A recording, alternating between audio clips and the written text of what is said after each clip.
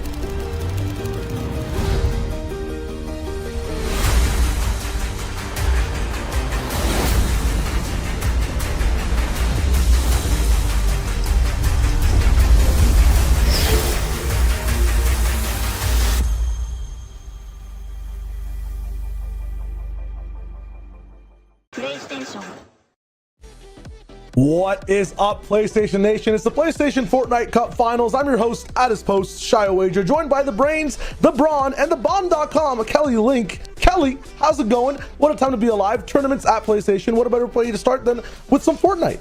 I really appreciate you calling out my recent gym progression that I've been making, because that obviously is far more important than anything we're going to be watching today. No, everyone, I am so excited to be here with Shio and watching some incredible PlayStation action for those solo Fortnite competitors. We have already had some pretty exciting qualifiers up until this point, so I'm excited for the finals now, Shio. We got 6 games coming up, but of course, I'm getting ahead of myself, man. We got to talk about the format. Absolutely. I love dipping my toes in the pool, but let's just dive right in. You talked about the 2 qualifiers into the final event. I announced that we are at the final event. 6 games we're going to be looking at today to check out how these guys are, kind of ranking up against each other. A full 100-player lobby as well, which will matter as we dive deeper into this format, Kelly. But 6 games over all this time. You're the expert rocking into a lot of this stuff over time in NA. What are we looking at here?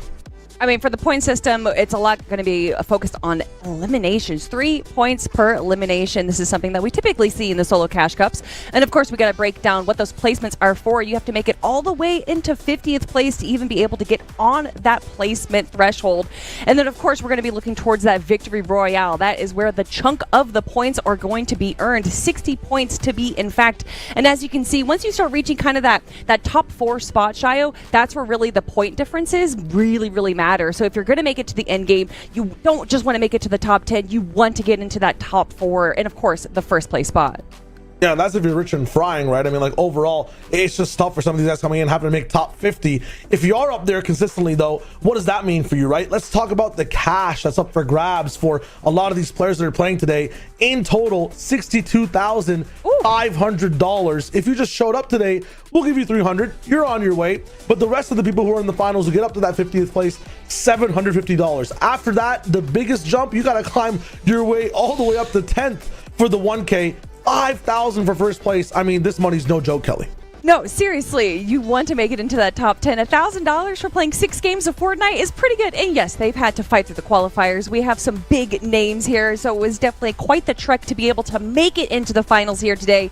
But just by making it, you're walking away with some money. But $62,000 plus for that total prize pool, that's what I love to see. Everyone has been asking for these console cups. Everyone has been asking for more of like the PlayStation tournaments, and they're bringing it in full force.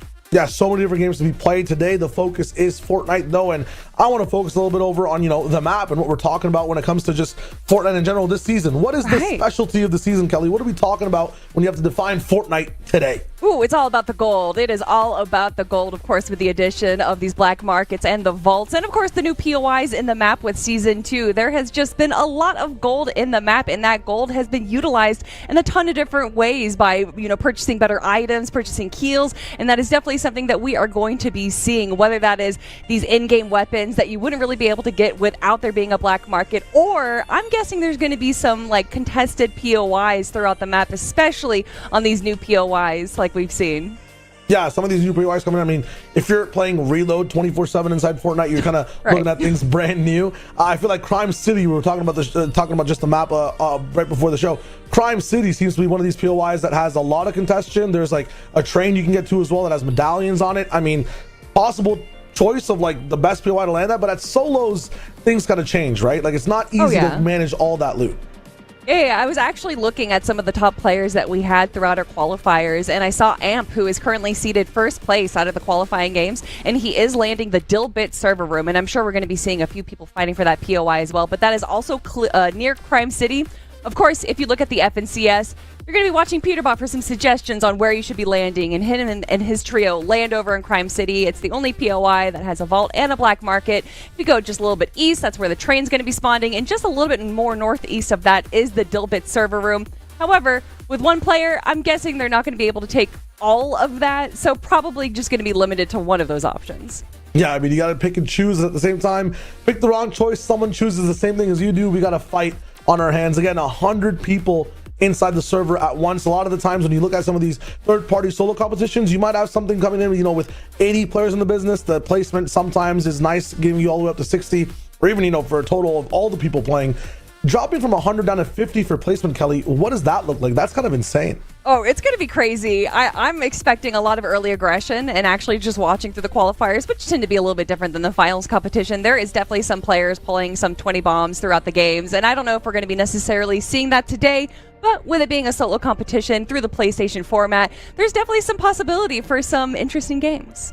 Yeah, I think my favorite thing about solos, no matter what season you clock it into, whether it's 5 years ago on the Chapter 2 release or like here today and now, it's watching these end games, right? The high ground situations that happens with solos as well. The cash shows we've been watching recently across, all different consoles and PC, whatever it is alike. But when you focus on PlayStation, some of the historic battles they've had on the high ground inside these games, it's so much fun to watch. These guys still bring that action on the controllers.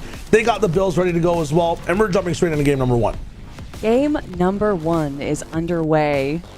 As we can see right here, our players are launching into the island. I particularly am looking forward to seeing on our new POIs where people are going to be landing. And some of our bigger names, of course, we have Amp, we got Backtalk, King Cringe, who had an average placement of 2.83 in the qualifiers, which I didn't even realize that average placement was possible, but just starting things off with Foxy Floodgate.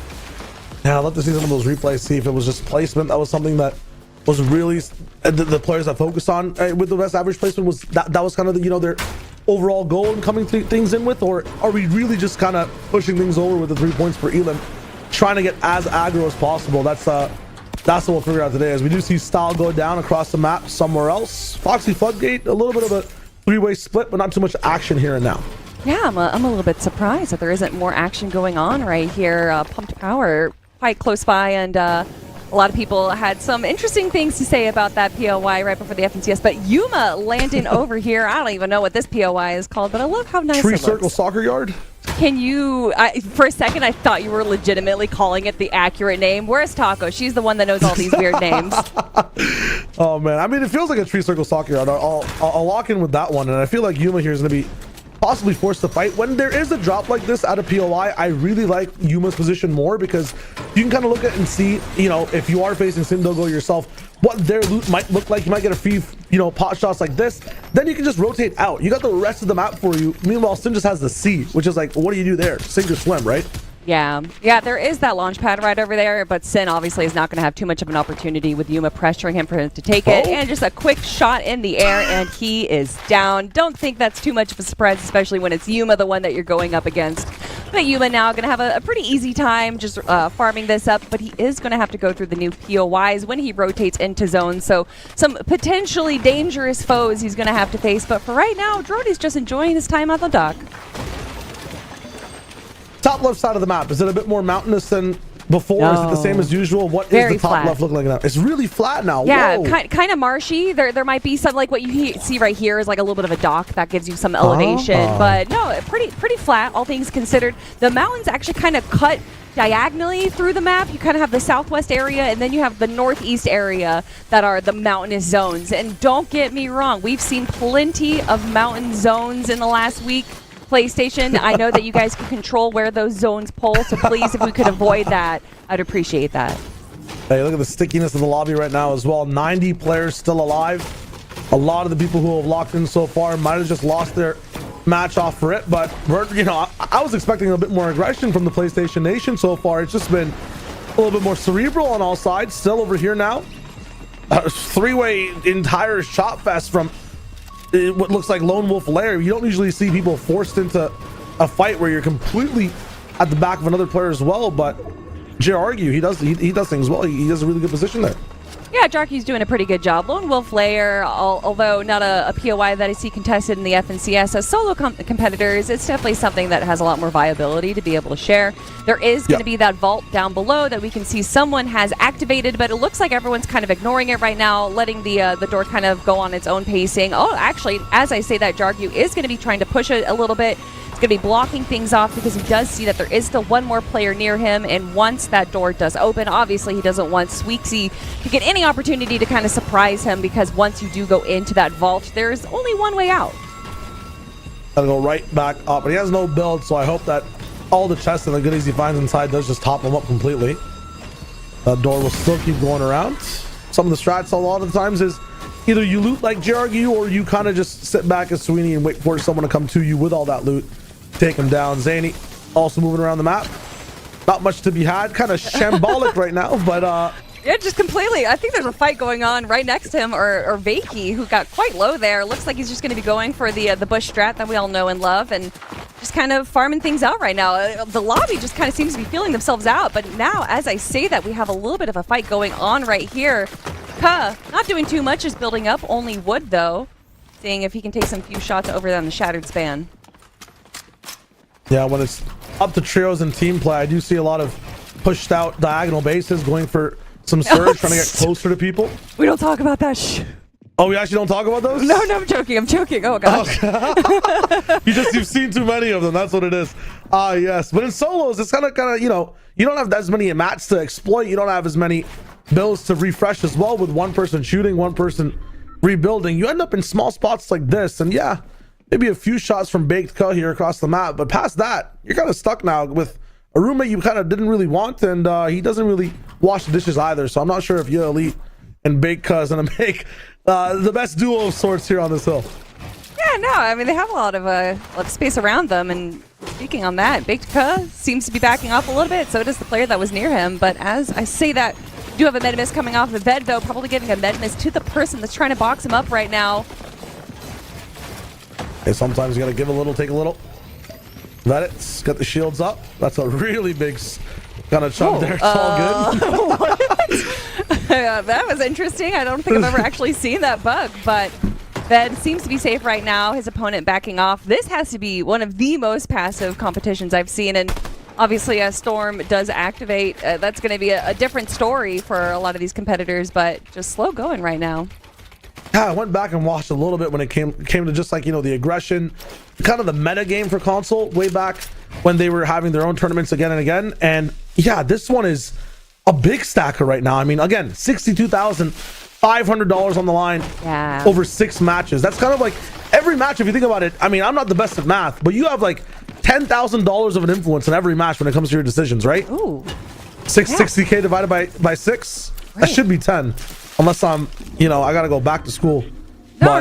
That I think that math is math. Yeah. I mean, it's pressure on these players, and the thing is, you can be playing perfectly right now in terms of Battle Royale standards. In terms of Fortnite rules, I'm pretty sure Surge is still in the building, and that means that the more people are alive than needed in the server, there will be damage done from the skies if you're not fighting. So a lot of these players playing super passively, not really getting into many fights, they might start to get damaged now, and the server might force this entire lobby to push down to 50 themselves. Is that a Sub-Zero slide?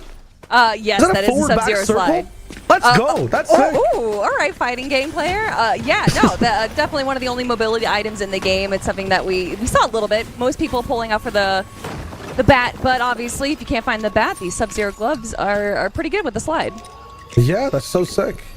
Man, imagine box fighting someone and just literally hitting them with like a box fighting move. There's just no way.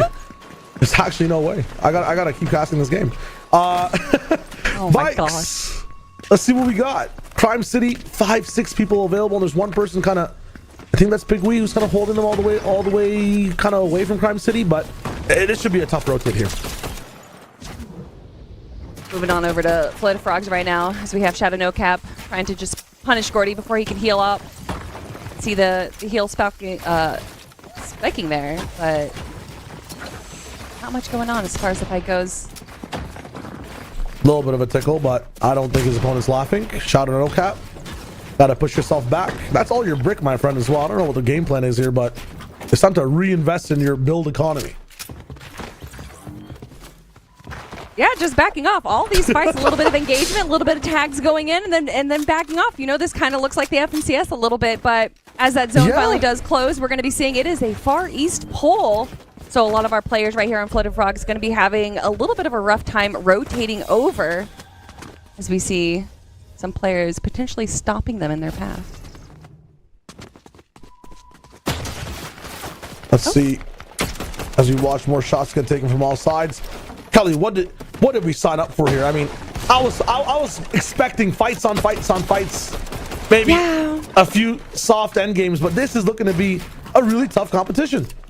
And I mean, that's to be expected. This is the first time in quite a while that we've seen the PlayStation Cup. A lot of players, now that the FNCS is kind of done, the season's wrapping up, there's probably going to be less tournaments. So these players right now kind of understand that this is potentially the last time that they're going to be able to get some earnings through this season, so they are playing the best that they can, and that's a passive play style. I don't blame them too much for it. Forensic Det 9, though, 1 elimination on the board. It's got some splashes for mobility on top. He's taking the armored truck, actually. I love this little bit of a rotate going on, taking a ride. No one joining for the joyride, though. But if you're going to rotate, why not have an armored car do the rotate for you? Absolutely. It's so far away from all the action. The decisions I'm seeing being made over here are just so perfect. To give you guys some context as to what's going down, too. These are players who've gone through 2 grueling qualifiers. This is all being done through the entire PlayStation Fortnite tournament system as well. They have seen this action go down day after day, and they are still playing so well. I mean, the level of competition here that PlayStation's curating, it looks so good, Kelly. This is some high tier stuff compared to what we've seen in the past. Oh, and you know, you can never trust Fortnite players, but if that's actually Byla right there, you know, FNCS title holder Byla, back when Peterbot's first duo made way back when, going up against Backtalk, our second seeded competitor, and you can see him with the drum gun right there that he got over at the black market, going for the aggression, just being able to shred those builds down. Backtalk, unfortunately, not able to get a good angle onto Byla right there. Byla looks like he's going to be able to back off. Can he get the heal, though? Backtalk is not backing, though. This is a tough one. Third party hit him when he had his safe box finally built. Now, pressured again by that drum gun. Not going to find much. Backtalk has to find a different POV. Stops slowly and then jumps all the way back in. Edited wall, just takes 1 swing after that. Not your wall again for the 3rd time. Backtalk, got to find an angle, and it's metal walls. Oh, I have so much time to predict what to do next. He's trying to go for the fake in and out. A nice defensive edit, too. He falls to the floor. Byla, slinky with it. This guy is slippery. You cannot catch him for free. There's so much going on here in Backtalk's mind, trying to get inside this box, but now as more people make it closer, his window of opportunity, it is absolutely just sealed shut, and he has to think about the rest of the game. That zone is slowly starting to close in, but looks like Backtalk not going to back off just yet. Everyone seems to be pausing a little bit in the fight right here. What's that blessed rock he keeps going back to pray to? What's going on over there? That's a good question. There's little sprites in the game that you can throw on those guys, and they give you bonuses. But I'm really showing my hand right now. I don't have any idea what he's doing with it. I like it. I mean, he's getting buffed. That's what matters the most, right? It is a buff, is what it looks like, and he's rocking with it, trying to find as much as he can right now. But again, chasing down Byla, not letting it get away for free. Again, 78 people left alive. He's done some damage before, and he's gonna go for it even more so. This is crazy from Backtalk. 3 points on the line, pushing down towards placement as well. Pyramids put down so you can't actually build your own walls for protection. He's really going full aggro on this one, but fight off more than you can chew, and you choke. Backtalk getting just taken down by Byla. Byla now grabbing the drum gun, taking out the Sentinel pump, gets shot in the face, able to box up real quick, just provide himself some protection while he does get these minis. He's got 9 minis on the board, and look at him. He's just saying it's only a matter of time before I'm able to take you down, please. With the Sentinel and the drum gun, Byla is not afraid of anyone coming his way, and it looked like Thors could kind of understand that as he backs off, and now we take a look at a new player, Swexy? Sweet, sexy? Oh, I don't know. Yeah, that's Swaxy's gonna be rocking in. Let's see what he does.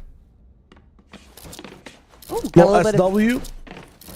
As you can see, Rift Island has popped over there. We got the Shogun X medallion on the map.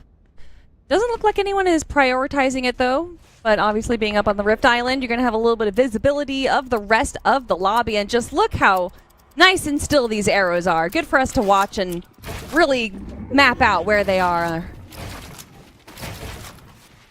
Yeah, lots of people going to be pushed in from north here back into just the bottom side of Demon's Dojo. Again, these players rocking those 2 qualifiers to get here today. All through PlayStation and Fortnite. Making sure their game 1 goes absolutely all right. Zelo FV up top. Not much action to be found. He is sharing this base a little bit with someone up there, and I don't think he signed up for that. So finally finding Skyjump. Get up there. He's gonna have to keep tabs on that as he waits just to keep moving around the map. Those splashes on his inventory is gonna give him speed as well as the unlimited stamina, right? And the splashes help themselves. Oh yeah, those gold splashes are very nice, especially with a low mobility meta. You're gonna need anything you can to get just a little bit of a speed boost. Cade trying to get a good angle here. Byla, the player that we just watched take down one of the opponents, just slowly making his way over there, but it looks like instead, not going to be engaging, just instead farming up.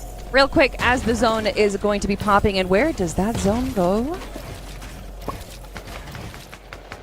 Suspense is... The suspense is going to be active for 15 seconds. Oh my god, you're right. It's going to lock in for a little bit. That's interesting too. Make sure that everyone's got on the same page just so when it actually flips over, everybody's silent as we see what should be one of the most difficult parts of the game. Oof. Way north. That is going to be quite the distance that Droney is going to be moving over there. Stuck in Storm right now, but with all these heals, I don't think that's going to be too much of a concern. What's wrong? I saw we kind of tracked in the game with Vedit, seeing exactly how he's playing, and it was Vedit's body that Droney's drinking from right there. So unfortunately, one of the early stories we were watching is over. But for everyone else, for Cade, these are new chapters in a very hard book to read. He has to just make a crazy rotation perfectly while not burning too many mats. On having a little bit of brick right here, definitely going to help him make that rotation in case he does have to build. There's not too many players though. It looks like everyone's kind of congested over to the western side of him and a little bit of a fight going on. Is Cade going to enter the fight with Throlls? And it looks like instead everyone's going to be focusing on rotations, but Throlls right now not too certain about Byla. Byla as well looks like he's going to be staying back in Storm, potentially being the player to do a little bit of damage on Throlls and looking for that final elimination. But nope, looks like everyone's going to be backing off right now. Throlls going for a bit of a wider rotation as he makes his way into zone. Doesn't want to be going up against Byla, and I don't blame him. But hey, a little bit of a bob there. Or I say Bob. His name's Blob, but everyone likes to call him Bob. Get a little bit of extra heals off of that. Byla, though, does see the footsteps and is going to be going on the aggression. Throlls is prepared and ready, though, and it looks like he's going to be backing out. He doesn't want to be going up against Byla, but boxes up instead. Byla going on the other side of him. Gets a great shot in. Throlls, though, not backing off just yet. This is panic from Throlls right now, not really controlling the piece inside his box too well for the moment, but just escapes after that. Kind of an awkward spot to be in when the ground is halfway through. Up to your neck, you kind of feel like you're already drowning, and then you have the pressure from Byla as well on the back of you. Past that, Noxy going for an entire build drop is what it looks like for the person right above him. Sneaks right into the box and also gets a big spray. What a perfect play from Noxy. Those build chops never usually work out, but those edits that move in there, it's just huge. Ooh, got the Chug Jug, got some minis in here, got splashes. Look at this loadout, and I'm loving kind of the angle that we have on this mountain right now. He's going to be able to get some great shots on all these players. They're going to have to rotate over. He does have the Rift Island that's in the way of that final zone, or not that final zone, but into the next zone that he's pulling, so that might cause some issues. Speaking of issues, Storm Surge is an issue that we knew was going to be here. Sid is not a player, though, that I thought was going to be facing it going up against Oreo. He's going to have to do just 50 damage with that Sentinel pump. It shouldn't be too hard, but now just trying to pop these bandages, he only has to have a few more players go down. Can he beat out the Storm, though, Shio? That is the question. So he has to edit, go for a shot at someone who's flying by, but at the same time, he's locked into this animation. He'll have like half a second to make a play. There it is. And yeah, if he spends too long doing something, those bandages, they need to stay wrapping, and Sid's down. There's 16 more players that need to fall as well before placement starts to get delved out. Storm Surge still active. Swagrix, he's looking fine. He's got a lot of damage dealt down now, and he's still chasing for even more. Ooh, although flying right in front of Noxy might not have been the best move. I don't know if he was fully aware of who exactly was going to be there. Oh no! And Shogun X is actually still attacking Swagger all the way from Rift Island. That pole can go so far. The aggro reaches so far once you do leave Rift Island. But it looks like Swagger is not going to be going down to the NPC. Instead, he might be going down to some of the players that are around him. Just look how congested the area is, Shio.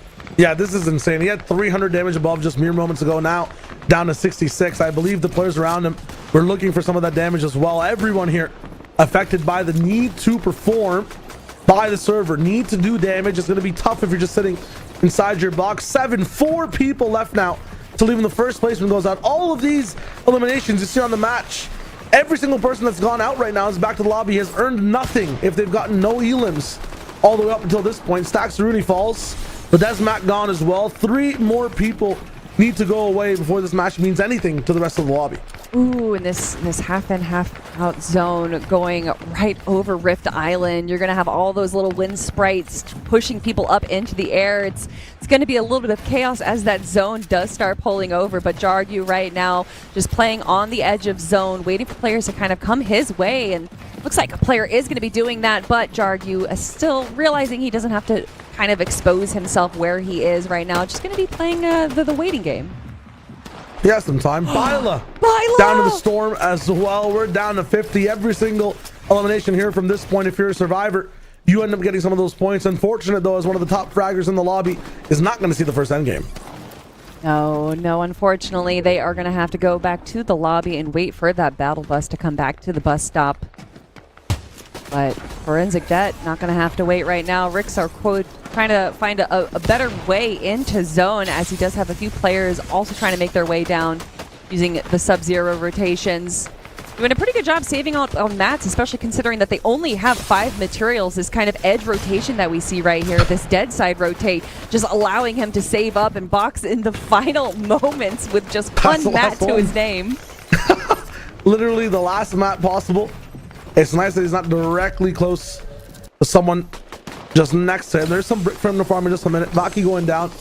Jamal also falling on this one. Throws really greeting towards this right side, trying to find a way to get in, and also recycling mats all at the same time. Here's a beam opportunity for him. 20 below, needs to find some damage. Ooh. 60 gained, and now he can breathe a little as he moves. Yeah, great shots right there. Not going to wait too much time, letting Storm kind of encroach on him, but now taking a quick look at Trix. Just taking a quick look at the rest of the lobby as that zone finally does close in, and we're going to be having a lot more players probably rotate to that western side. And now we have that southwest pole right now. Trix already taking a look onto his rotation, watching for other players looking for the same thing, and just a clean, easy shot. We can already see some players making their way into that next zone, but Rift Island is where all the chaos is right now, and I honestly hope that we have a spectator up there. I would love to see just the chaos that's going up on there. Yeah, it might be just a crazy bounce house all the way up top. Fago has a little bit of room to go with. Not too many builds, so got to be careful here to see what he's going to do. Yuma still in the action, only really has that one elimination that we saw way earlier on inside the game. Past that, not much else. Curve going right by him. So many players flying in, but it's just 30 damage that he picks up. A few more beams after the fact. His threshold is looking good. It's time for him to move, using other people's builds in front of him first. Just taking things nice and chill with that slide. Nothing else really for Yuma to do, but just follow in through all these builds. Taking a quick look right there, seeing if he can get some angles. He's probably expecting a few players to be rotating behind him, and that would be a great opportunity for a few shots, as we have Curve right next to him actually, and he goes for the shot, gets some damage on there, and that's all he's really looking for, not going for the aggression. Yuma, not too much of a double key player right there, but I do appreciate this kind of passive play style that we're seeing from him right now. Yuma, though, looking up, wondering if just kind of thinking of high ground right there, but probably not. Just looking to see if there's any players next to him. Gotta still keep saving mats, maybe just in the next zone, and a lot of people start to move again right in front of him immediately. Him and Noxy side by side. Yuma making some of the best cerebral decisions and rotations, and Noxy actually getting a lot of eliminations overall beside him, so we kind of have yin and yang kind of rotating with each other. Rolls in front of the zone. We're talking about some of the aggressive decisions. That's Noxy's beam right behind Yuma now, and he has the ability to actually met up here, but the panic makes him just completely run out of both brick and wood. Just has that last bit of metal left. Luckily, though, got some med kits on his loadout, so he's able to get full, or not full health, but 150 effective health right there. Quasify, though, looks like he's going for high ground. Drops down once he takes the shot, sitting around the mid ground right there. Pretty safe position to be in. Heals up with the mythic simple pump and the drum gun. Quasify has a pretty stacked loadout right now, but can he make it into the end game is the question. Yeah, pushing over towards top 30 as well now. Zone getting smaller and smaller. No one definitively ruling this game just yet. Lots of people trading spaces all towards the sky. We do see one fight going straight to the clouds. Unfortunately for Quasify, he's not going to be able to move too far. 3 people go down, top 30 now. As Quasify is the one to round it out towards that 5-digit decimal. After that, Sammy takes down Peo. Kalski looking back towards the zone to see if he can pick up any type of value, but nothing yet from this layer. Supposed to be a bounce back, so lots of old bills that will be reused up till this point. Noxy, 2 eliminations so far. I said he might have a lot, but it's the way he plays that's aggressive, and he has control of high ground. He's had an entire control of this game since the middle of it, and he's about to make everyone pay now. Is going to have some issues, though, with only 33 builds to his name, and it looks like he's going to be going for those rotations with the bat. A very smart play to make if you are going to be continuing to hold high ground. However, just getting chopped out of high ground right there. Fortunately for him, not too far up, and also with the bat, you're not going to have to deal with fall damage. But again, just 4 more builds to the name. He is going to have to shift down to a lower level and gets the elimination. As he does that, Noxy is proving to everyone that he is not going to let anyone take high ground from him, even without builds right now. Going to be chopping out the player right above him. Is he able to get the final elimination? No, unfortunately, is going to be dropping down just a little bit, and now Faith has the high ground. It's an all-in, though. Just 6 builds left for Faith as more people fall below. We've chopped the lobby down in half to 16 as Daxathon gets some more. Again, another chop. Big jump off the bat tech as well for Faith to stay up top. Just takes 2 more builds to keep holding this one. And, yep, Faith is doing it. Looking for more eliminations down below. Not going to find too many. 100 to the dome, but no follow-up. Mantling over towards the right. Needs to get into this box at any time. It's not going to come through. Out of breath, out of time. Still has the way to jump and mime away into this box. Faith still almost can't do it. Blocked off the right, and still gets to live all the way down towards the ground. A somersault to keep things rolling. Faith is somehow making this one work. A build refresh to maybe buy some time. I mean, who needs builds when you're able to get eliminations and get those refreshes and everyone else is building around you? He's just utilizing everyone else's built. Incredible shot once again from Faith there. Now just 7 players remaining, popping a mini, making sure that he is at health as he can be. But is he going to be able to take down Soy Air, who's currently holding the high ground? Only 2 builds, but look at that loadout, Shio. That is a player that I think could be making it to the end, using the zip line to just hang in the air for a final moment before dropping down to a lower level. Hey, Soy, good branding with the air. That's where you are right now, my man. Looking for some more shots, but taking a hit to the wings. Soy going to just drop back up and get slapped down by Oaken Gambling. Faith's not going to be able to find much, but here's Day looking for more shots as well. 2 seconds after the zone. Miss, but then a pickup as well with the AR. How much time, how much space does Day have left? How much Sentinel pumps do you need? He had 3, but of course, dropping the blue, now holding the green. Interesting choice right there, but it's Big Phase Mongrel. That's who I was looking for the entire game. Of course, he's making it into the final 2 up against Day. Oh, a big swing right there, and that is a home run from Big Phase Mongrel. Congratulations. But you guys might know him as King Cringe, the 3rd seeded player coming out of our qualifiers. So Shio, not too much of a surprise to me seeing him get the first victory royale of the day. Yeah, 3rd place overall, boosted up the first in the first game, and not in a cringy way at all. That's like a highlight-worthy moment in that sense, Kelly. I mean, that was crazy. Dropping up to the bat, going to low ground, taking things close and personal. The disrespect. Yeah, it definitely was a bit disrespectful. He had the pump shotgun. He could have gone for that, but instead he wanted to go for the double swing, and I love it. I want to see the attitude. We had a little bit of a passive start to our PlayStation Cup, Shia, but that definitely changed once we started reaching the end game. Yeah, the finals right now are just going insane. Did start off passively. It just went absolutely electric all the way towards the very end. Some of the highlights in this game as well. We saw Jargy's rotations. We saw the fights one-on-one towards certain boxes. Soy Air in the high ground, though. Nexo just popping off as well towards the end game. I mean, this was a tough game 1, Kelly, for the rest of the competition. If I'm looking at this, I am locking in for the rest of these games. Yeah, we saw and we knew Storm Surge was going to be an issue, but I just wasn't expecting for so many players to stay alive kind of in the mid game there. But once we reached it into the end game, it came down to the King Cringe versus Day, and it did go to the King holding that crown. Very apropos for his name. But I'm excited to see what these players are going to be doing, if we're going to be seeing more kind of like basing with like search tags going into game number 2, because obviously Storm Surge was a big issue in that game.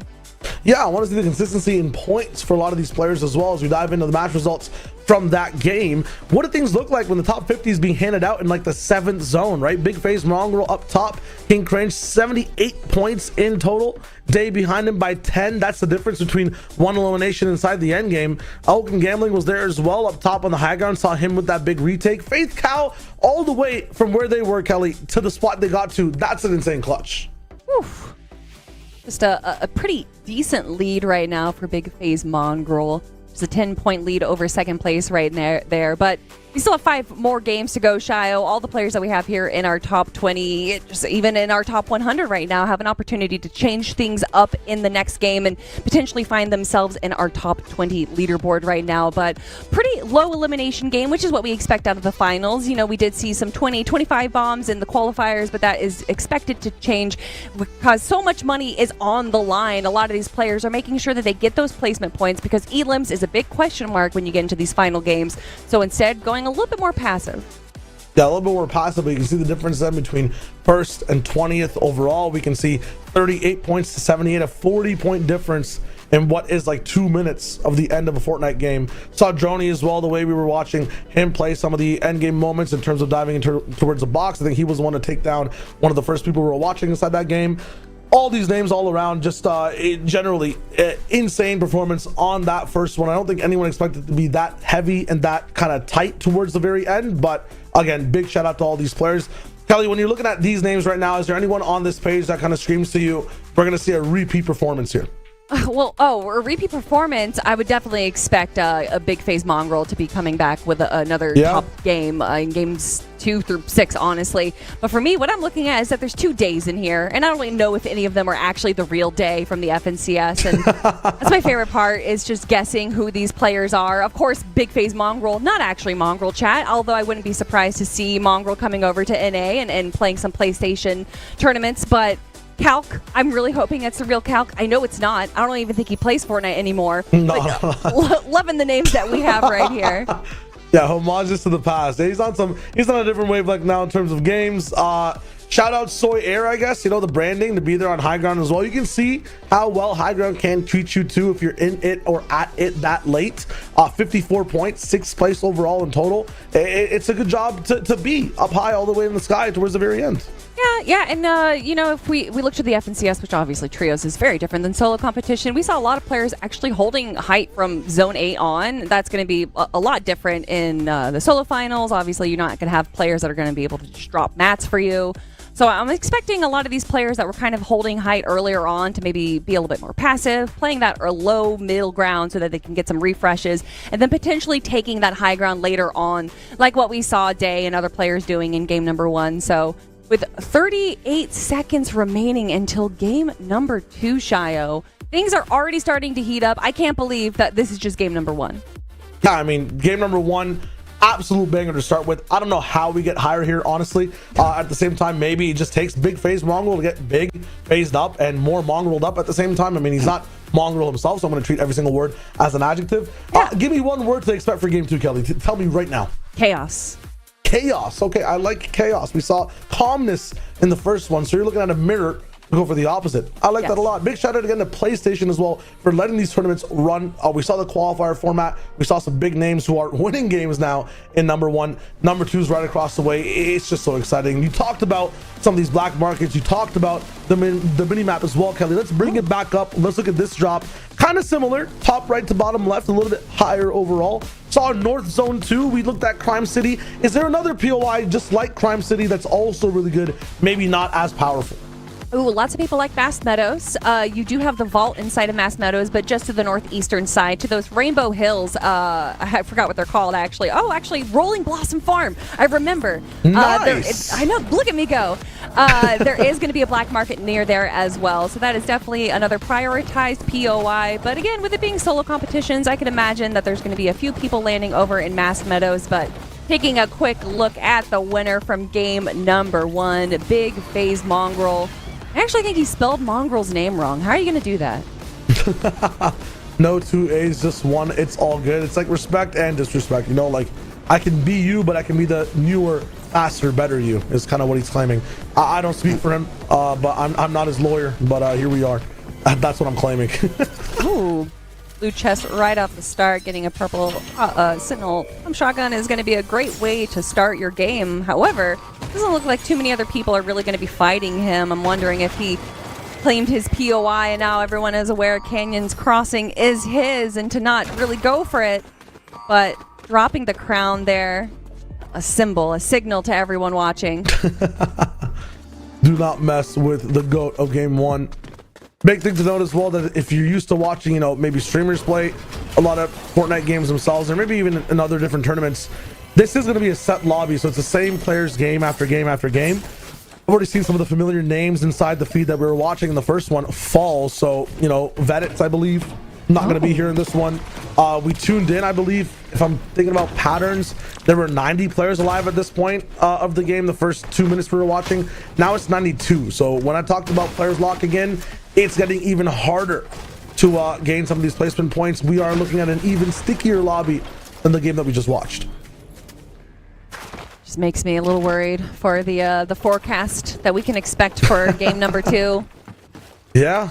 Storms are coming. Dorito, though, looks like he's going to be paying a visit to Black Peo there, who is slowly just waiting right below him, but actually just sharing a little bit of the space right now. It's one of those shared housing situations. Yeah. This should be like easy for him, right? This should be like a 50% easier game overall. He's used to 1v2ing. These are all 1v1s. Right? Yeah, no, That's yeah, what what is like. this? Yeah. How are you going to call yourself the 1v2 and then not even go for the 1v1? That seems That's what I'm saying. False That's what he's advertisement. waiting for. He's waiting for a duo to push him in solos. Yeah, Lost child. I understand. I like it. That makes sense. I feel like for me, my name should just be "Please Don't Fight Me," and hopefully people will listen to that. You know, they see my name and they're like, "Oh, okay, we don't want to fight this person." But that's a banger name. Don't fight Kelly. But like you mean it in a different way, right? Like yes, it seems like it's a threatening name, but like just please don't fight me. Yeah. But speaking of fights, Droney taking a fight right now against his opponent.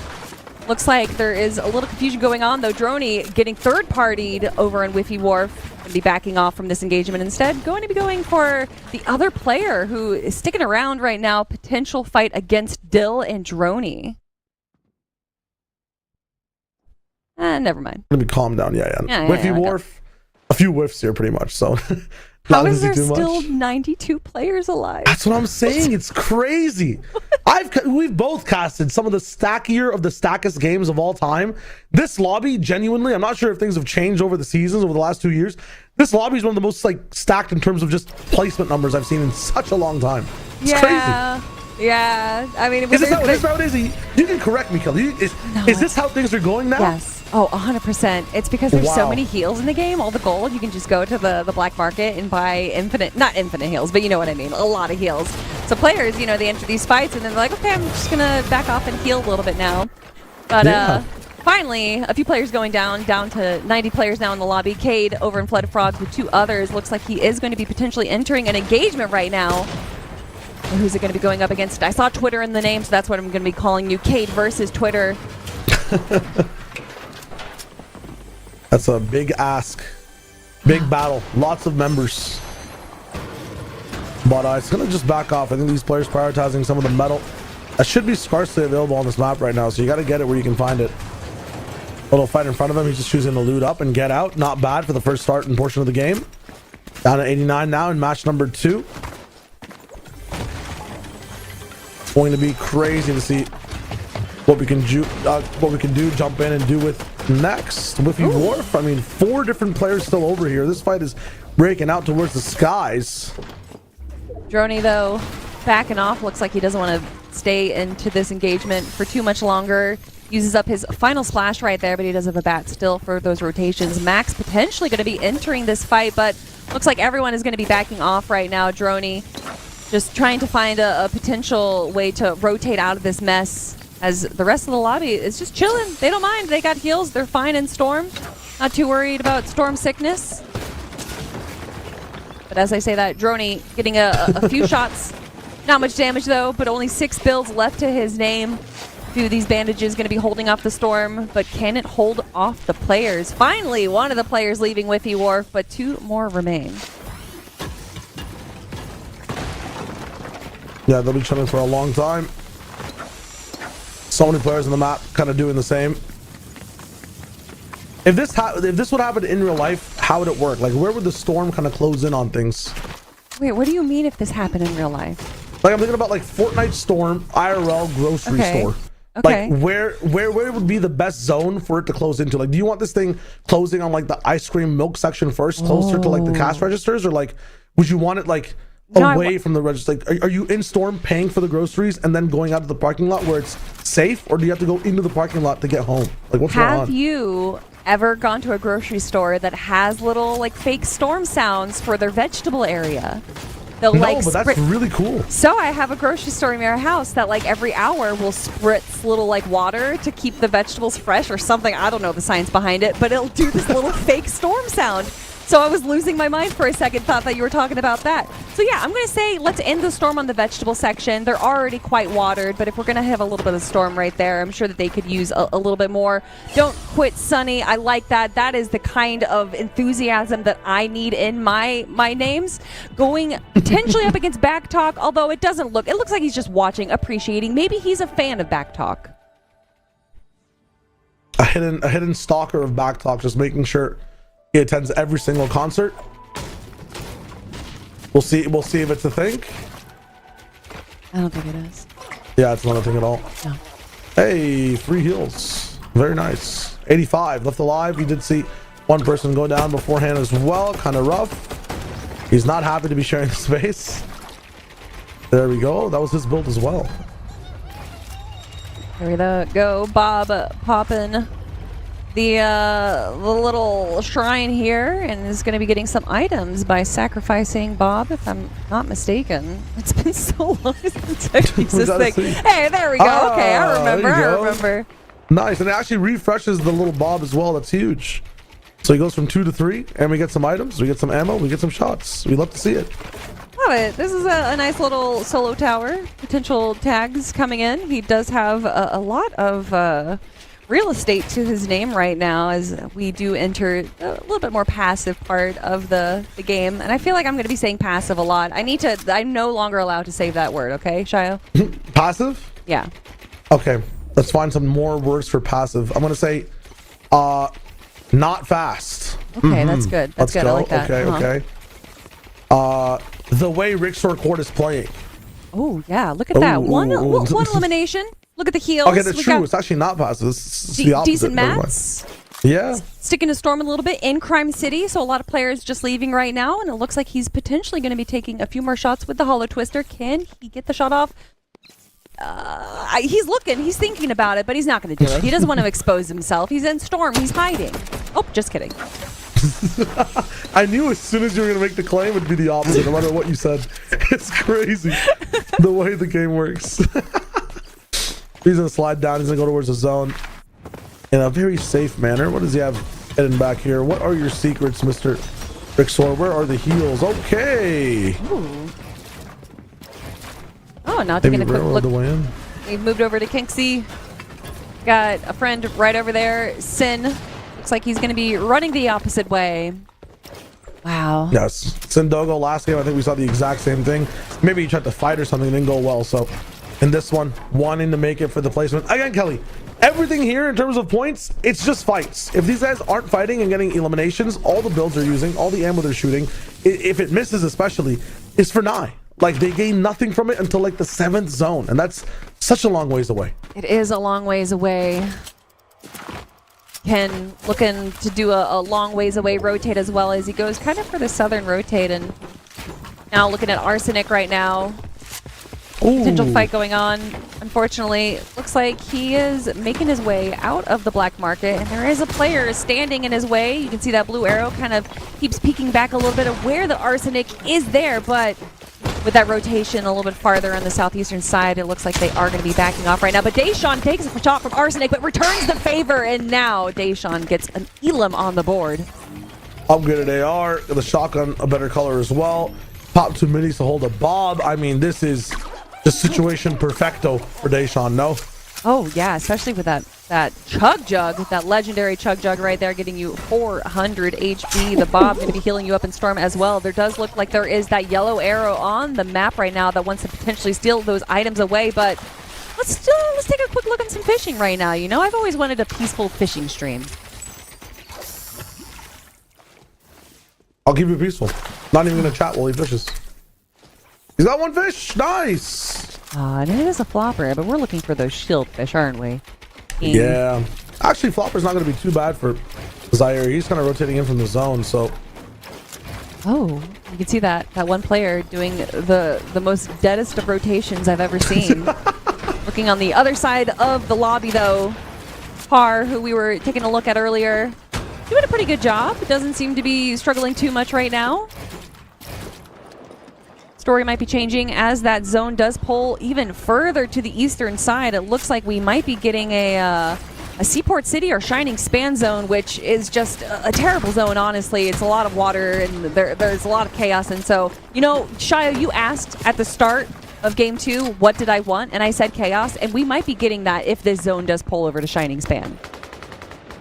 Honestly, I like it. I love water zones because I don't have to suffer through them, right? We need to watch other people suffer through the water zones. That's the best part about the water. It's for us. Yeah. No, you're right. If we don't suffer, then it doesn't really matter, right? Everyone else can suffer for us. We can appreciate. Oh, no! Par with the misplay there. Fago gonna be trying to take advantage of it. Oh, he's trying to drop in. Stares at it. Can he get past through the wall? Yes.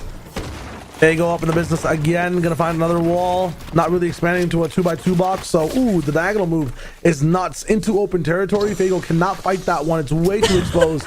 Everyone else was looking for some type of surge, so he has to walk away. Ooh, a good place to find some surge right now would be on Rift Island, and we can see Big Phase Mongrel, our winner from game number 1, going to be making that move onto Throlls there. Does go for the shot, but unfortunately misses. Throlls doing a pretty good job staying far away from Big Phase Mongrel right there. Looks like they are staying far enough away to not engage the NPC, which is a pretty smart move, as we saw a player from game number 1 taking shots all the way to the bottom of the ground. So quick rotation over there. It looks like he's going to be engaging another player, but may have not noticed that he was there, so instead running away, and he runs into another one, Chayo. Oh my god, shield cracked as well. The other player behind him who gave him a ticket while he was trying to just fly express. He's gonna still chase. He's gonna run out of all his brick. Unfortunate. Lots to mine down here though. But I think forced down way before he would like to be touching land before. The sky is a big hit and a slide, but damage traded over to King Zaire, who's looking to take a little bit the worst trade here overall. Has more heals go to Rockwood. The fisherman versus what looks to be a fish down below. Out of water. Another shield fish popped again. Swings with a bat. It's not enough. No way. Deca. Good denial. And I hope he gets to live and make it through the words to circle. I mean, I'm not sure how many white heals he has, but I guarantee he has at least a few. I would imagine that he would be able to survive that and make his way into zone. They weren't too far off there. Crypt Vortex, healing up, boxing up, taking a quick look at Par once again. Par, just kind of the star of the show right now. But Silence. We're looking at Aiden there, a top competitor in the FNCS. Yeah, and he invests. Yeah. He builds up. It's all good, Aiden. We'll stay back. His name KBM, but right now on controller. Ooh, denied again by 1 ramp. The efficiency, the shots there as well. Silence looks to be out of their depth at the moment, but not much else found for now.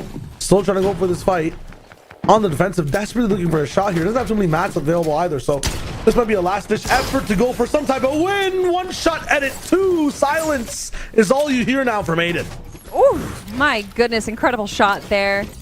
And with a little bit of heals on the board for him as well, he's going to be able to make a quick rotate there, and 1 elimination on the board. It's going to do good once that Storm Surge does pop. But Amp off into the distance, another one of our top competitors. You definitely do not want to be going up against him, as that zone is slowly closing in. Full heals topping off for Silence here, as they do a pretty clean rotate to the circle. This is crazy. I swear the next Avengers movie was coming out next year, but all I see right now is Doomsday in front of the circle for these guys kind of rotating in. This is just a horrible zone to be able to play with.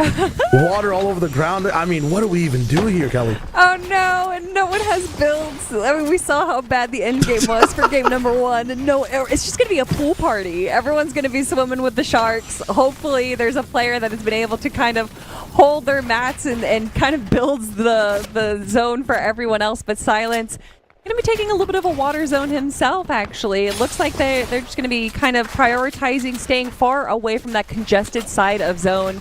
CR kind of doing the same thing with this southern pole, but a little bit of a fight going on. Going to be ignoring it. In fact, going to be going for the tower. I love to see it. Even though we are in a solo PlayStation Cup, we do still have these surge towers throughout the map. They're all over the map, and CR's trying to take any shots that he can at the moment, but not going to really find much towards the things that are close left and right to him. He's going to get sprayed from far away as well. Surge about to be active, just 16 above. Throlls forced to fight now. Can't hide anymore on top of an island. You have to get close and personal towards the ground. There's a few shots up against Punisher. He's trying to find just a few more. Not going to go through for now. Bikes down. Horizon gone as well, decayed. Yuma falls. That's unfortunate. Out of the top Titans of the mid game in the first one are now not really surviving in the second. Nice stairs flip. Shotgun misses, but after that, the head found by Throlls. He does not commit to the fight, not commit to the game, and that might be points that, yeah, he's going to miss out on. Second shot from the shotgun misses again. 6 total points from Throlls kind of gone away, and all the builds that he kind of has right now might be able to make him survive for a long time, but can he win the game from here? Oh, Punisher punishing Throlls there for not going on the aggressive, taking that elimination away from him. Throlls, though, just trying to survive with 3 med kits in his loadout. I'm thinking he's not going to have too much of an issue with the Storm, but that's not including Storm Surge. 42 below right now. That elimination that Punisher stole is exactly what Throlls needed, so hopefully getting a few tags on the Punisher, but not enough. Still 15 damage below as he makes his way over to Shattered Span. Punisher, though, going to be trying to stop him in his tracks. Can he get the elimination? And he does exactly when he needs it. Great job from Throlls right there. Yeah, nice map refresh as well. The story looking fine now as everyone walks in towards Shining. An absolute ocean down below of what seems to be bodies inside caskets almost in these boxes. I mean, you're not going to be happy kind of in the middle of the water right there, but not too many people are focusing those boxes for now. Surge still active for a bunch of these players. 7 people need to go down now. Replacement to start as well. Sunny, unfortunately, quit this time or forced to. Pars is there as well, a name that I recognize from way back in the day, but Han Art on our screen just needs one more shot to land on any person in front of him. And it is Pars that he's looking to take some shots on right there, but back off just for the moment as it looks like Storm Surge is no longer activated. However, though, if there are going to be all these players building over the water, rotations are going to be difficult, and you might as well take a few tags on them if you can. However, the zone pulling to this northwestern side out of the water and now into these hilly areas. Con Art going to be taking a few hits onto Stacks there if he can get the elimination. Silence, who we watched just a few moments ago, grab an elimination. Looks like they're going to be just farming up. I love it. Rotating and farming at the same time. Now, Silence, unfortunately, when you build here, sometimes it does crack these rocks open, so you have to be careful. Did miss on a few before, but now really just locking in the gameplay, making sure you have that refresh available as you move. They're going straight over towards that zone on the deadest of deadest sides. Just keeping a track on Amp as well. Not afraid to fight some of the best of the best. Silence is just looking for the best opportunities. A trap play here from Amp, though. Missing the first shot. A 98 as a response from Silence. I mean, albeit his name, this man is loud when it comes to the shots, and he's going to keep chasing overall. This is an isolated fight, of course. He's seen people rotate in behind him. He knows there's no one here, but he stops. Amp on his way right now. The Silence pistol there, too insane from Silence. That. What is that reversal? That's crazy. And, you know, hear me out. I love the effort from Amp, you know, playing for the sneaky strat there, but Silence getting a little bit of a height advantage with that hill, understanding that Amp, low health, was going to have to rotate out of Storm. So instead of going for the box fight, he says, you have to come to me. I'm going to take that shot, and he gets the elimination. Now looking back once again to Con Art 9, who's just kind of in the thick of things. Oaken Gambling, though, a little bit of a high ground advantage as he's just looking to take a few tags onto players. But with it being Zone 7, not too certain if he's going to be able to hold height for that much longer. 100 builds isn't too bad, though, and with this final zone popping, that western side is looking sparse. Yeah, placement's active right now for everyone on the right. Oaken about to see that there's no one really on the left. It pulls left as well. This guy gets all 7s, pulls the lottery in terms of where you can be for the moment. His zone, or his entire base, is almost kind of right next to the zone too, so we might see some people landing on top of it. He goes all the way back up. This is one of the best surge spots in the game. Now he can just put a lot of pressure down onto the lobby and save all his mats as it happens as well. A little interested in what Oaken's doing over here. He had an opportunity to rotate really early, but instead, like you said, going for those tags, but I don't know if this is necessarily the right play to make. He's got tons of heals. He's got decent builds, especially considering that we're already over in Zone 8. He is going to be able to get some good tags, though, Shio. Yeah, this is exactly what he wants to do. So everyone else will move in. When he shoots, he forces them to build. He forces them to slow down as well. They're going to box up exactly where he wants them to, and then he just gets to jump on top of their box from this position with the bat. They're all going to build for him. He's going to save so many mats. He's right next to the next zone. I guarantee he might even be height after this one. Conart, though, that we were watching, taken down by Soy Air, who we saw retake high ground in the last game. He's in this one. I mean, Kelly, we were also watching like 40 or 50 people alive in this moment. Now it's down to 34. His Tiger winner also is going to be in trouble on the low ground. Oof, no heals for Tiger, and they are out of shields, down to 63 HP, so just going to be boxing up on the low ground, waiting for everyone else to kind of come to him as he's trying to take a little bit of a lackadaisical approach there. I almost said passive, but I didn't, Shio. I didn't say it at all. But the zone closing in and that pulling towards the northeastern side, actually a pretty good position for Tiger to be in right now, as it does slowly start moving. He's going to be able to get a quick edit there, but Faith, look at that loadout. Look at the builds. I would not be surprised if we see some high ground control from Faith as he is slowly starting to tarp over. Never seen Faith go all in that last game, control height for a long time, and now, yeah, Kelly 100% has the ammunition when it comes to building all the way up top in this moment. Look at the beams. Look at the sprays. Faith, what was that? So much damage. That's on the Oaken, who we thought would be the king of this lobby, but it is Faith that's the better stat and supreme instead of luck at the moment, all the way up top in the sky. Still trying to find a way to keep height, double layering and getting even higher. I mean, Faith is insane. Those builds, though, are slowly starting to dwindle. Taking a great job, though, paying attention to the lobby. It's not just about building. It's not just about being able to be aware if you're going to get chopped, but taking those shots on the players, trying to stay at the front side of zone right now. Faith, with these angles, and just doing such a good job punishing these players for not paying attention to high ground right now. That's what I love to see. The absolute lottery winning moment for Faith right now is that the zone bounces back towards their side, and all of these builds that are metal just fully regenerate and can be reused. So much pressure from this side, such an all-in from Faith right now, and the zone pulls away max side even further. So now Faith, some decisions to make. Do we keep it rolling, or is it absolutely chopped down? It is. Now we get to just lock in with it again, trying to maybe catch towards the antenna tower. Almost does force the box up, but I guarantee Faith will go for that head again.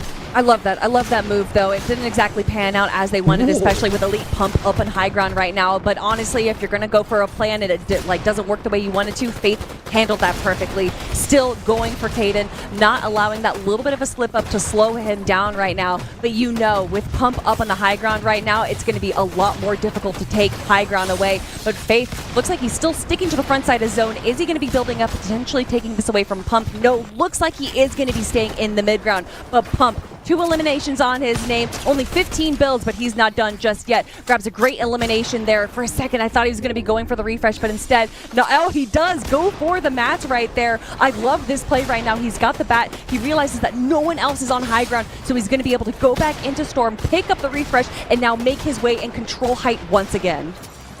Almost just as many mats to get that refresh that he got, so right. Not sure about his return on investment there, but top 10 now, every Elam basically giving you like almost 12 points, and here it is, Cade going for one, just getting a haircut down, just a little bit of HP, refresh on mats available in front of him as well, 150 to be able to play with. Cade still moving up this mountain, kind of getting claustrophobic, but is able to go all the way towards the right side and curve his way around up into towards the mid ground, has the tree to chop as well for the last wall, and this is Cade all in. This is Pump on height, fighting for his life, shot towards the right side, not gonna find much yet, but after that the edit down and the jump up might just be the solution he needs. Ford, a complete slap to the face and a beam to keep him going and stay alive with the siphon ticking in over time. It's Pump who stays on height and has a huge refresh. I love Siphon. Great job from Pump right there. Cade on the low ground with just 20 HP does get stuck in Storm, but not taking a damage. Great shot right there, and an elimination onto Solary. Cade with 5 eliminations now, gets down to 12 HP, but Faith is down there below. Another player as well. He goes back into Storm with just 2 HP, Shio. There's no way every single player's missing onto Cade, and somehow he's living, surviving the final 1v1. It's Pump, the hard worker, against Faith, who gets slapped down. Faith made it the whole way through. Pump is the one to take it over towards the end. First place goes to Elite Pump, and I think that's my favorite game so far tonight. That end game was crazy. That was a great end game. My goodness, I love Pump holding the high ground right there, but all the low ground action just going on as well. So many eliminations being collected, and I think we definitely had more eliminations from our final 3 or final 5 than we did in game 1, which shows to me that these players are getting comfortable and they're getting aggressive, Shio.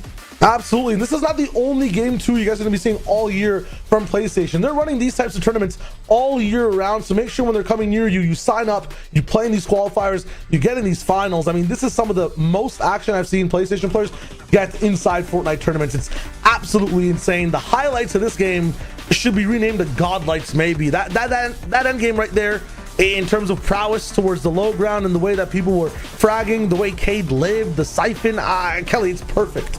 I mean, this is already such an exciting start to our competition. And as Shayo said, it's going on all year. It's so easy for you guys to join. If you're watching this and you say, I want to be a part of the PlayStation tournament, well, guys, make sure that you're following Fortnite Competitive. That's where we tweet out everything that is going to be going on. And if you sign up for your PlayStation 5 console, it's so easy to be able to kind of like hook up to these tournaments, guys. Please go check it out. It's so much fun. It's great practice. And you get to see players like Elite Pump just controlling the high ground and getting so eliminations. I am excited to see where they're going to be in our leaderboard.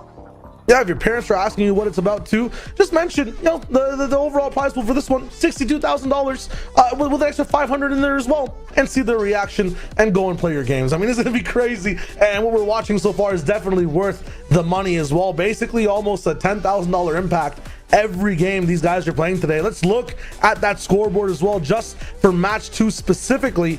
Elite Pump all the way up top. We had 74 points before with 7 elims. He's got 81 points total on the board, but some repeat names here. Kelly, Faith in 4th place with another 62. Yeah, Faith doing such a good job right there. We know that eliminations are great. Holding high ground is good, but it's all about consistency in these tournaments. Can you make it to the end game over and over again? And Faith proving that they are able to do that. So excited to see what our total leaderboard is going to be looking like once we do get to that moment. But I mean, for right now, Shayo, I thought that we had a great start. It's just 2 games. We have 4 more to go. And here we have a big FaZe Mongrel still holding out in 1st place, but just 4 points ahead of Oaken Gambling. And then, of course, from there, we got Twitter Oreo and 10-point difference. There is still so much to change, but I'm surprised at this leaderboard. I'm surprised too. I wonder where Faith is at. Maybe the point combinations in total not really hitting all the way towards the top side. A 30-point addition towards FaZe Mongrel. Oaken, we saw their name twice, and Oreos as well, over and over again. I want to just make sure everything's locked in towards this leaderboard. We're looking at the best of the best so far. If Mongrel's holding up top, I feel like it's only a matter of time before we see Elite Pump come in and we see the top 10 looking even better. Yeah, and there's still, 4 more games. A lot could be changing right now. Just taking a quick look to see what we got coming up next. 4 more games to go, Shayo. And Chad, if you're watching right now and you're just joining us, well, welcome, guys. We have so much going on. Tons of qualifiers led us to this 100 best competitors in the Fortnite PlayStation tournament. But we have to crown a victor in 4 more games, Shayo. So much money on the line right now, but with just a few more seconds left before we get into game number 3, what do you want to see? Me, more of that. More of whatever just happened in that second end game. I want more of that. I want the same names kind of trying to do, specific things that they like to do. So to dive into that, like Faith, loving high ground, Elite, wanting to retake it. People like Silence, the mid-game warriors who are really pushing for fights. I want to see more of that. I just want to see themes. I want to see narratives. I'm an esports junkie. I want the underlying story fed to me like a newspaper on a Sunday on a porch where I'm 50 years old and like retired, hopefully. That's a big ask. That's a young age to retire, but that's what I want. That's what I want. Yeah. I appreciate though the confidence that you have in your early retirement. I wish you luck in that, and I do want to wish luck in Faith, because Faith is currently sitting in our 1st place spot right now with 117 points. Pump though just below them. There is a 14-point difference though, and it is tied now for 2nd place between Pump and King Cringe. So a lot of competitors right now all kind of hanging out together in the top of that leaderboard, and I personally love to see these super top heavy leaderboards, because that means that once we do get into that final game, these top competitors have to start making some pretty risky plays if they want to beat out the other players in that top 10. Absolutely. And in terms of risk, we see people like Faith, players like Pump, not going for the riskiest of plays of all times, right? They're making good kind of decisions to take good risks, but they're not kind of all inning to boxes when they don't have to. They're controlling the game as much as they can, not trying to over, fish for eliminations either. They're sticking on their spots, doing as much damage as possible, letting the game come to them, and that's perfect in this type of format. You see it right now too, Kelly, right? Every single game, the average we see is like 3 or 2 elims per player. It's that placement that's the bulk of it, so you want to survive. I thought you were saying that that's what we're seeing right now. We're waiting for the game to come to us as we are waiting for game number 3 to be starting. But thank you guys for hanging out with us right now. And once again, please, guys, go onto PlayStation, follow Fortnite Competitive. If you guys want to follow more of these tournaments, or if you want to join these tournaments as well, even outside of Fortnite, PlayStation puts on so many incredible tournaments. So please follow them on all social media so that you guys can stay tuned to see what happens next. But Shayo, what's happening next for us is match number 3. I mean, always after 2 comes 3, and after 3 comes 4. After that, I'm not sure, but for now, let's see where these guys touch the floor. Lots of players on this bus. I got some rhymes as well. I'm not sure how long that'll continue for, but talk to me about Canyon Crossing. What's this POI? Well, it's right next to Shogun Solitude. It's got some decent loot there. It's not the most highly prioritized POI. It's a little bit of a weird zone, but it's not too bad. The thing that's rough about it, though, is those mountains, obviously, to the eastern side. It makes rotating a little bit difficult. And to the northern side, you have all the new POIs, which is usually where all the big names are going to be landing. So it's a decent POI, but Seaport City, I'm a big fan of this POI right here, and it looks like Pump is as well. Yeah. Winner from that last game, triple digits up on the board as well. Want to make sure that we're taking over Faith this time, looking to keep up on damage, and I love drops like this. No way we start with an elimination right off rip. Sane. Honestly, I wouldn't blame it if I saw 99 players after the next game. Like, Insane just goes to sleep. Honestly speaking, if that's me, I'm going to sleep, but stay in the game, never give up. If the sun is aiming at you and jumping into the earth, take out a sword and unsheath it, right? Swing against the sun. You can come back, and your silence also in such a tough spot. The mid-game warrior himself is not going to find a way to weave words around this one. Sky jump. It's the drop on him. Silence is silenced, and he pulls out the Zoidberg. Insult to injury right there, and he gets the slurp, all the heals for him. Wait, there we go. One more hit, and he gets the shields, and now he's got this little kind of no-name POI, this landmark all to himself and elimination, so he's not going to have to worry too much about Storm Surge. That is what I like to see. That is a good start to the game. 94 players. Shayo, I already feel like things are picking up from game 2. Yeah, there was 92 before. Kelly, I want you to name that landmark. What is that landmark? I mean, they're on Shogun Solitude, so it's not a landmark. The last one off the I don't know. I'm not Taco. All right, we're gonna name it Generator Place. I like it because I saw some generators. Yeah, it's gonna generate some interest. Yeah, straight up. That's the type of name. Okay. Yeah, I like it. I can't hate on game. And honestly, if I'm Punisher, I'm probably hating this fight because half these walls you cannot place, you cannot own. You have to just let the person inside do their own thing the whole time. It's so tough. And pushing all the way down towards the bottom side, kind of getting the drop off on their opponent now. Punisher's trying to find something, a pyramid to try to box fight with, but again, disengagement. Raw shot, back and forth, pop, boom, done. Oof, that could have gone a few ways, but it went the way of Punisher right there, and getting some heals quick and easy over in Shogun Solitude. And now, I mean, Solitude is definitely very appropriate for the name because there is just no one near him. That is not going to be the case, though, for Ozboz, as it looks like there is another player just right around the corner that looks like he's going to be trying to stop this vault take. Ozboz, though, just building around, doesn't look like he's too interested in engaging. But that might not be the case for the player going for the vault.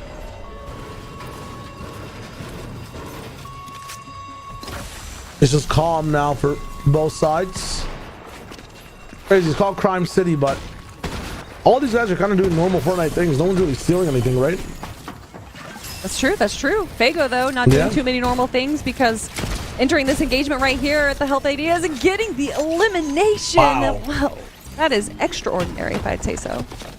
Yeah, and a very extraordinary kind of circumstance here for game number 3. We've been seeing a number towards the top left kind of lock down. It was 92 in the last game, 90 beforehand.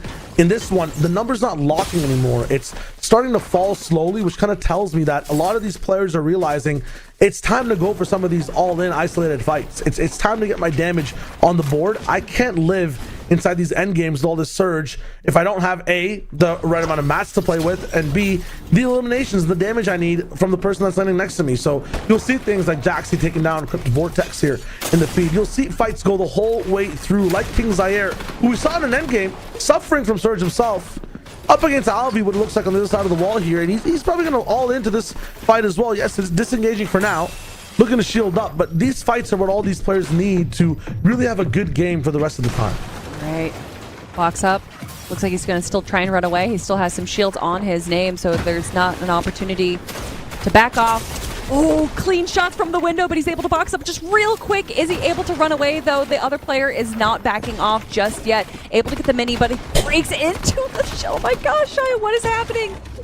1 HP, surviving by a stair, and the good ping of his household. Zaire drops down and re-edits. One more shot. Zaire, no ammo. No way. What is 1 happening? HP. There's no chance. There's so many players getting away with things like this. He's acting like he's really healthy this time. Finds a big just on the side of the street. Is able to just mini up as well. 3 builds left. Backs it all the way up. 2 more now. Cannot really make a box. Just 1 stare. And this time the pre-fire's there from Ali Vest. No chance, but you can see how scrappy it's getting now, Kelly. I mean, things like that happening this early is crazy. Oof. That, honestly, though, big shout-outs to Ali there, not backing off just yet. With all the shields that he had, there was an opportunity for Ali to lose that elimination, but does go on the aggressive and does pay off. Fago farming up right now. He does have that mythic drum gun, and it looks like he's going to be potentially moving his way over to Foxy Floodgates. Actually, instead, just going to be farming up right now. If there's no one else near you, you might as well. As you said, Shio, a lot of these players going to be looking to change up their end game, making sure that they have all the mats that they need to be able to kind of navigate those mid, low, and high ground zones as we do get into zone number 2 right now. But still just chill. Nice little snowfall. And this might be exactly what Fagel's looking for. Not a native to this spot. You're right, this is an odd rotation from him, but maybe a third party is exactly what he needs. Scoping in with that drum gun, looking for like 100 damage beam on one of these players. It'll make the other one react to it, maybe get him lower. He's getting so close and personal with it. He's making no noise. Big it's 26 for the big 26 damage. Fago all that time. And these two immediately disengage. He gets 26 damage and runs absolutely all the way away. You know, I'm not in the PlayStation Finals, so I can't judge, but I feel like there could have been a few different moves that he made there. But Fago, still alive, has the drum gun, decent mats. I can only judge so much, so... All right. I'll sometimes you greed out all the way towards the very end. Trap play for RW here. Not much else to be seen. He actually flips the trap over when we saw Skyjump go for this little bit of a corner peek. RW actually ends up getting lots of damage onto him, and yeah, now it's a bit too much to pickaxe through. A lot of the times you can just walk around some of these boxes when you're forced to actually break the walls. And we're not doing all that. I'm out of the POI. Oh, Skyjump though, for a second. Thought he was around the corner. RW though, able to kind of just take a little look on this high ground right here. Get some shots onto Akira potentially. Ooh, but be careful. If that's a gentle mate right there, you're going to have the entirety of France going up against you. RW taking a great dash into him, but not able to get into the box just yet. Not able to get that pump off. What a great rotate, though. It's tough here. Sure, going to be forced up into the corner. 2 players now on either side of him. RW forced to push forward at the same time, blocking off his back, looking, making sure, checking through his edits, what the progress is, and the person trying to mine his way all the way in. Now he's kind of just trapped in here. Has to find a different way out of the floodgate. He can actually get it if he tries. Still chasing down Akira. These metal builds take a long time to kind of fracture in. He's gonna go for a heal, and as that does happen, maybe look to keep tracking Akira through these walls. Not gonna find too much for now, but sees him going all the way up, blocked by the generator. Just enough time for Akira to drop down to the side and base up. But on the other side of Akira is Skyjump, and we know that once we reach the skies, that Skyjump just gets a little bit of a boon, right? A little bit of a buff there. Yeah. Akira, though, going to be kind of hanging out in the floodgate right there, but we're going to be switching on over to Arsenic as he's in a box fight right now with his competitor. He's got that mythic gun, but not much damage is able to be done.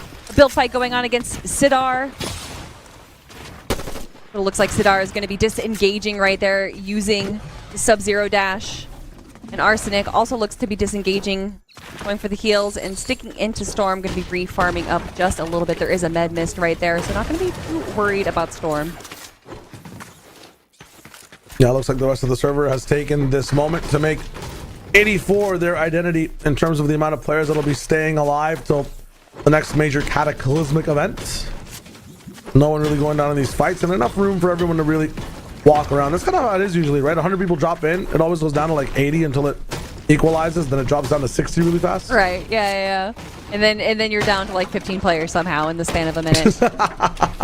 Yeah. Ooh, all right. Sir Kong though. Yeah. Praying, watching. I like the name. Yeah, it's, you know, chilling. Got Fago on the other side. Definitely a competitor that you have some question marks going up against the 1v1. But our zone 3 pulls right in the center. Looks like this is going to be a pretty chill rotation for majority of our lobby as we take a little bit of a respite.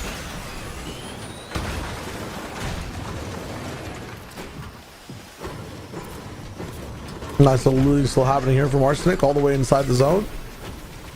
You talked about it, Kelly. I mean, you gave me the insight here. The heals are insane. He can stay in zone for so long. It's actually wild. Yeah. And then, you know, you get gold throughout the map, and then you head your way over to the black market. Even in Storm, even in, like, you know, 15 minutes into the game, you just have these splashes, or you have your Chug Jug, or you have anything that can just heal you in Storm for a very long time. Storm sickness isn't too much of an issue once you do get to the final like zones of the game because everyone's already down, so you don't have to worry about Storm. But Elite Pump, not a player that we have to worry about that. Look at that, pretty much full mats. Got 6 splashes, 2 sets of heals. The only issue he has is that green hollow and that green sentinel. But on the hands of Pump, that's not going to be too much of an issue. Pump and winning and third parties. You know what that type of mix reminds me of, Kelly? What's that? PlayStation and Fortnite, honestly. And the partnership that these two, you know, grand companies have kind of collaborated and brought together this entire tournament format for us. You know, it's possible because of the great partnership that they have. It's a PlayStation exclusive prize we're looking at today, as well as provided and enabled by that partnership. And it's a strong kind of, you know, signal overall kind of status of how both these guys are committed to making sure that everyone that's playing these games is kind of enhanced, has something to do, and is supported all year long. You know, when two things are brought together, it's called a mashup. But in reality, I would really call it a slam, and that's exactly what that player's name was. But I said the joke too late, and now I'm embarrassed. Ledesmac going up against Alba, but Alba is going to be backing off right now. Looks like she's going to be making her way into potentially that could be the Dilbit server room. Actually, I think we're in the wrong spot for that, but Ledez not going to be backing off just yet. Going to be chasing Alba down the zip line. Can Alba hold off, though, is the question. Might be wondering why. Why give your mountain spot up for a fight like this? It's all because of Storm Surge. You want to be able to have damage down. And we're going through like 17 different biomes, places, tunnels, streets, chimneys, snow mountains. Things are drastically changing here in terms of just the setting. And Ledesmac has now finally given up and will go back where he came from. That is crazy. You know, I appreciate the tenacity, but to back off when you need to for the opportunity to kind of, you know, refarm, find another player that might be near you, or even just breaking down some builds for fun. I can understand that it's less so doing the right thing and more so realizing when you're doing the wrong thing and stopping it. But taking a quick look at where Storm is for Ledez, 18 below. He knows that there is a player up here on the peak. Can this be an opportunity for him to get some damage, or is he going to be going for the Hollow Twister tags instead? Dax aware, but doesn't look like they're too interested in engaging Ledez here. Yeah, Ledez just needs one shot here for a second. He's going to build out slightly, but maybe have an angle for the rest of the map down below. The issue is that everyone is just coming in from circle. They're either underground in the tunnels or are finding hidden ways to get way past Ledesmac on sight lines you can't really see. 80 players alive, so 30 need to fall for placement. It's going to be tough for Ledesmac to really get any type of value here if he just stays alive and doesn't do anything. He needs to find some damage. Looks like he is going to be making that move. He does see some players hitting over. Just the angle of this mountain zone isn't exactly what he needs to get some good, easy tags. But as he makes his way over to the edge of this mountain, he does know that Alba is right over there. And it looks like, I thought that they're going to go on Alba, potentially going to be going on to Max, landing right here without any kind of fall damage because of the bat. And it looks like he is going to be going on this aggressive, not able to get a shot just yet. Max is going to make this difficult for him, but Max not putting up much of a fight for himself. Like the reads though inside there, or Max just making sure that we're taking away and going towards places that are advantageous for us. Big damage and shot from Ledez Max to kind of stay above that threshold. Maxo might have seen the fact that his shield almost cracked, but I don't think he knows that he's under that surge threshold for the moment. Meanwhile, Droney, other side of the map, forcing into the box, has the opportunity to go for every single shot and spray, but misses everything. Not a single lick of damage. Yuma, who's been eliminated multiple times in the mid game, is going to actually find the first time to be able to stay alive. Good for him in this one. Ledez chasing, hoping, praying, getting the shot up. Ooh, a great shot right there, and he does get the elimination and the storm surge that he needs. Quick heals up the full shield there, and just in the nick of time as Zone does pull, and he's going to be making his way over the mountain. Not too many players in his way, though, so rotations are going to be probably a pretty smooth sailing for him. But just 80 above. Not exactly where you want to be, Shio. Yeah, we've seen people who are like 300 above, like in 10 seconds, fall below. So you got to keep fighting over and over again. Sir Kong, yeah, has one elimination in a previous match. Oh. In this one, though, 0, right? Just 3 points for the moment. Well, if you're going to be 50 below, well, having 4 med kits might help you. If you want to heal up and lose all your shield as well, he's not going to have any shield at the end of this. I mean, it's a definitive play. I don't mind it whatsoever. It's 5th out of the 12 zones, though. So in terms of your long-term success, gotta find some shots. And that's exactly what he's looking to do onto the GOAT in the back right there. But Black Pale also taking a few shots, picks the GOAT, unfortunately getting attacked from so many angles right here. Now Sir Kong just taking shots onto any players that are making their way into zone as it slowly does close. A good position for him on the edge here, realizing that players are gonna have to make their way to him, but still 64 points below Shio. This isn't looking good for him. Gotta find some answers, and he doesn't even know what the question is at the moment. So absolute loss for that guy there. Jargy though, 37 below, and he stabbed from the sky, poked from the sides, and in 3 seconds should be saying bye-bye. 2, 1.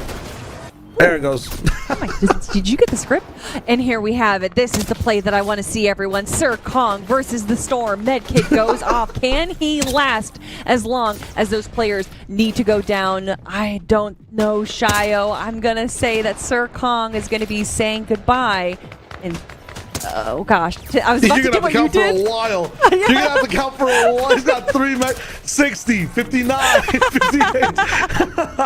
It's gonna be crazy. Sir Kong, yeah, he's gonna have some medkits to use. My fear is that he's using them just a bit too fast, a bit too close to half his HP. He has to wait for it to strike down just a bit more to get some value in terms of time.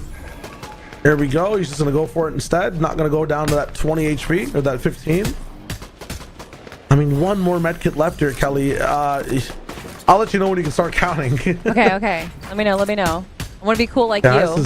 You really impressed me with that countdown. So now I want to do it, and now I'm not going to be able to do it. This way, he's 124 below. Still trying to look back outside the zone. 13, 13, 13. This is so tough. This is so good. Has to be an SMG, right? There's nothing you can really get in terms of range with that one. I'll have to shoot someone 8 times. He has 2 shots down now, but needs about 6 more. I don't have to count for Zenko, I don't think. Yeah, okay, go ahead. Yeah. No, just everyone's below right now. It's a rough situation. Some tags going on to Zenk, though, but he's able to recover right there, builds back up. Going to be getting these shield pods off, but a player right next to him not aware of just how low. Actually, as I say that, Zenk is going to be going right down because a player is aware that he sees those healing going off, but backing off finally again. That zone all the way over into the eastern side. This is going to be a water zone. You were asking for it, Shio. Honestly, give these players a break. They're doing enough work with the surge. I kind of feel bad for asking for these water zones now. This is crazy. Look at the amount of players that have to move off the left side, still in trouble. Sir Kong, I mean, surge stop for now. Still, no placement. All these eliminations we've watched so far, the people on the losing side of them have gotten no points if they've got no elims. 54 people still left alive. We have to go down to 50. And that's when you start getting 1 point, one measly little point to third of an elimination. So you definitely want to live longer than that. But look at this. No shield for Sir Kong. No HP for Noise at the very side XBL. Over there, Vin, probably no bills. I see no pyramid above him. Like, these guys are broke. Oh man, it's something that I don't know if you noticed there in the Elim feed, but Faith, our #1 player, goes down early before the 50 player mark, so not getting any points. Hopefully he was able to get a few Elims, but that's definitely going to be shaking up the leaderboard. Par right here with 1 elimination, but only 5 above, just trying to stay in the game. Sir Kong, the player that we were just watching, a player trying to break into the box, but unfortunately does go down. You, the player that gets the elimination, also low on health. Par trying to make this incredible dead side rotate, but it's so hard when there's other players doing the same thing right behind you. Skyjump does get an elimination onto bikes, but Par just trying to stay alive right now. After this is where elimination or placement points, excuse me, start to come in. Still locked in at 50 players as this zone goes down finally.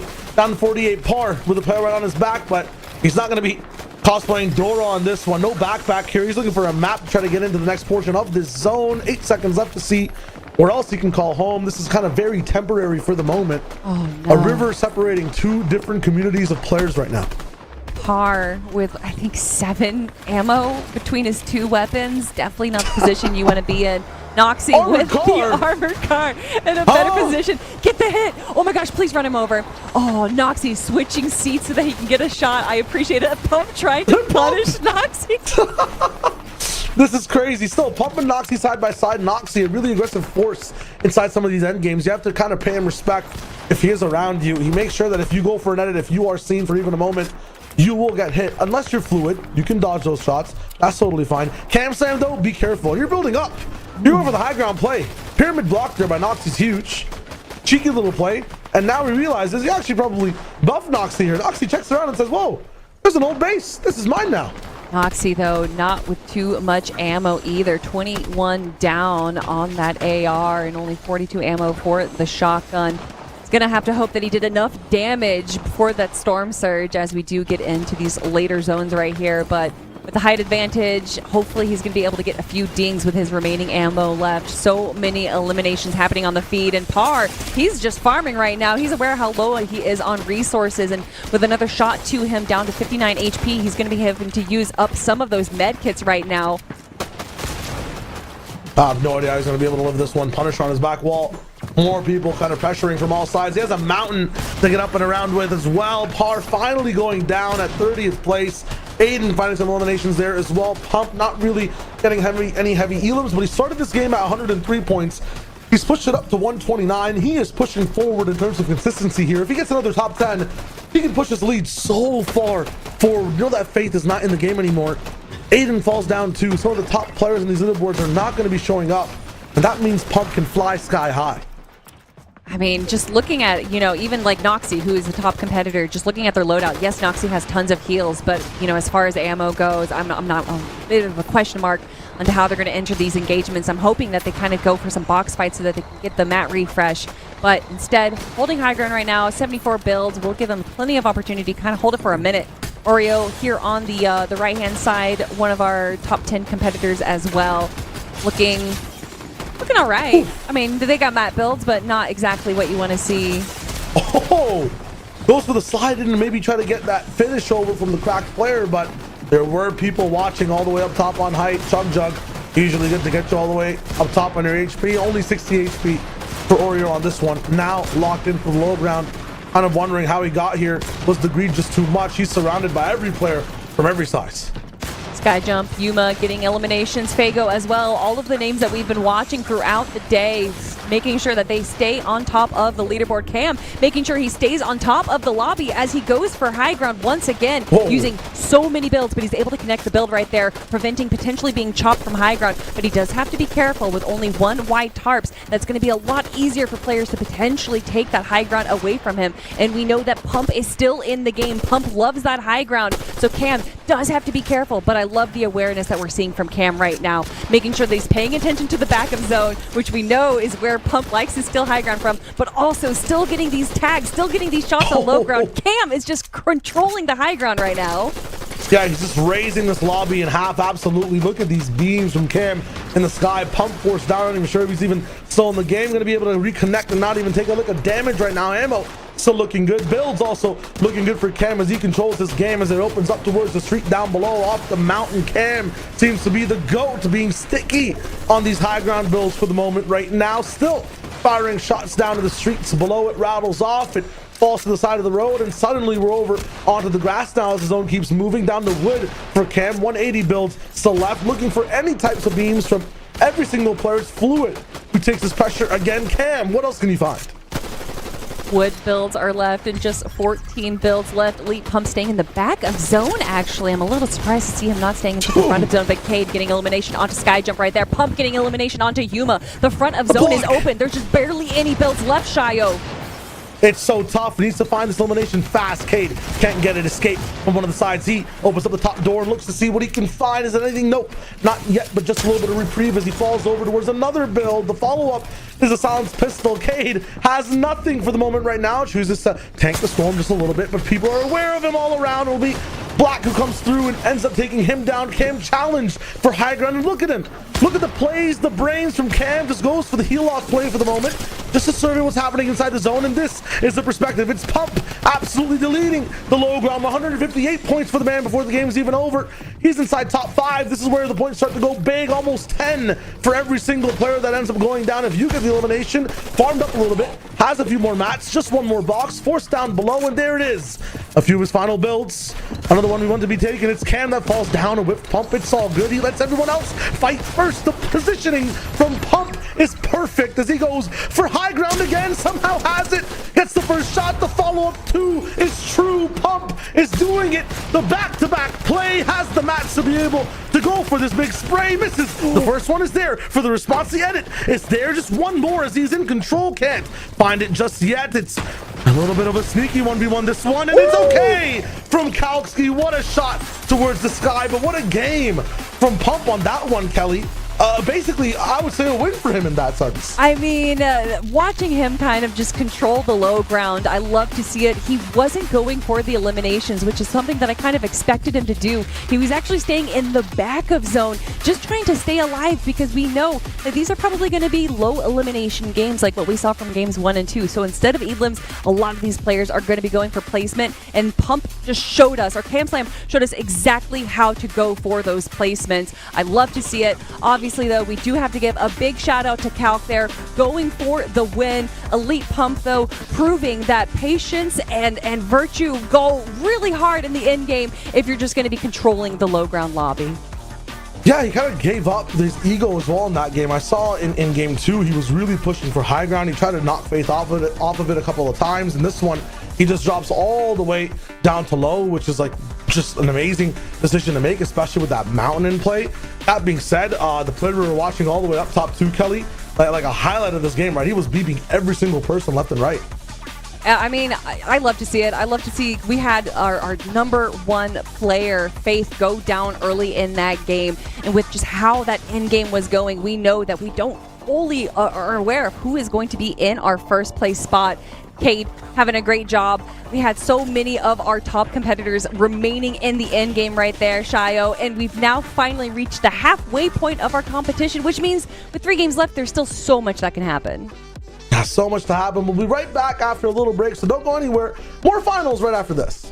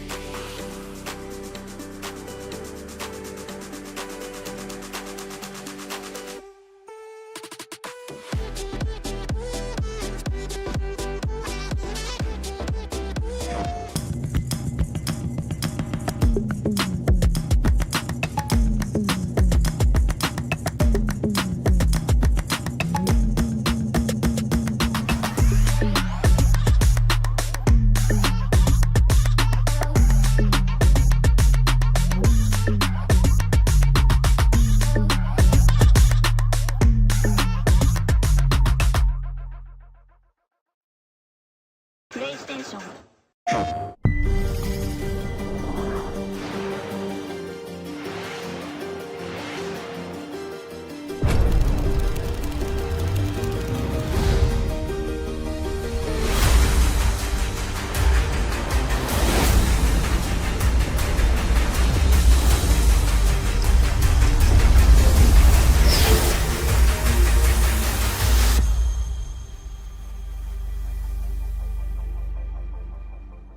PlayStation. I'm confident when I'm drinking rain. I hope you get a taste. I'm feeling lonely, so I hope she stays. I'm confident when I'm drinking rain. I hope you get a taste. I'm feeling lonely, so I hope she stays. I'm confident when I'm drinking rain. I hope you get a taste. I'm feeling lonely, so I hope she stays. I'm confident when I'm drinking rain. I hope you get a taste.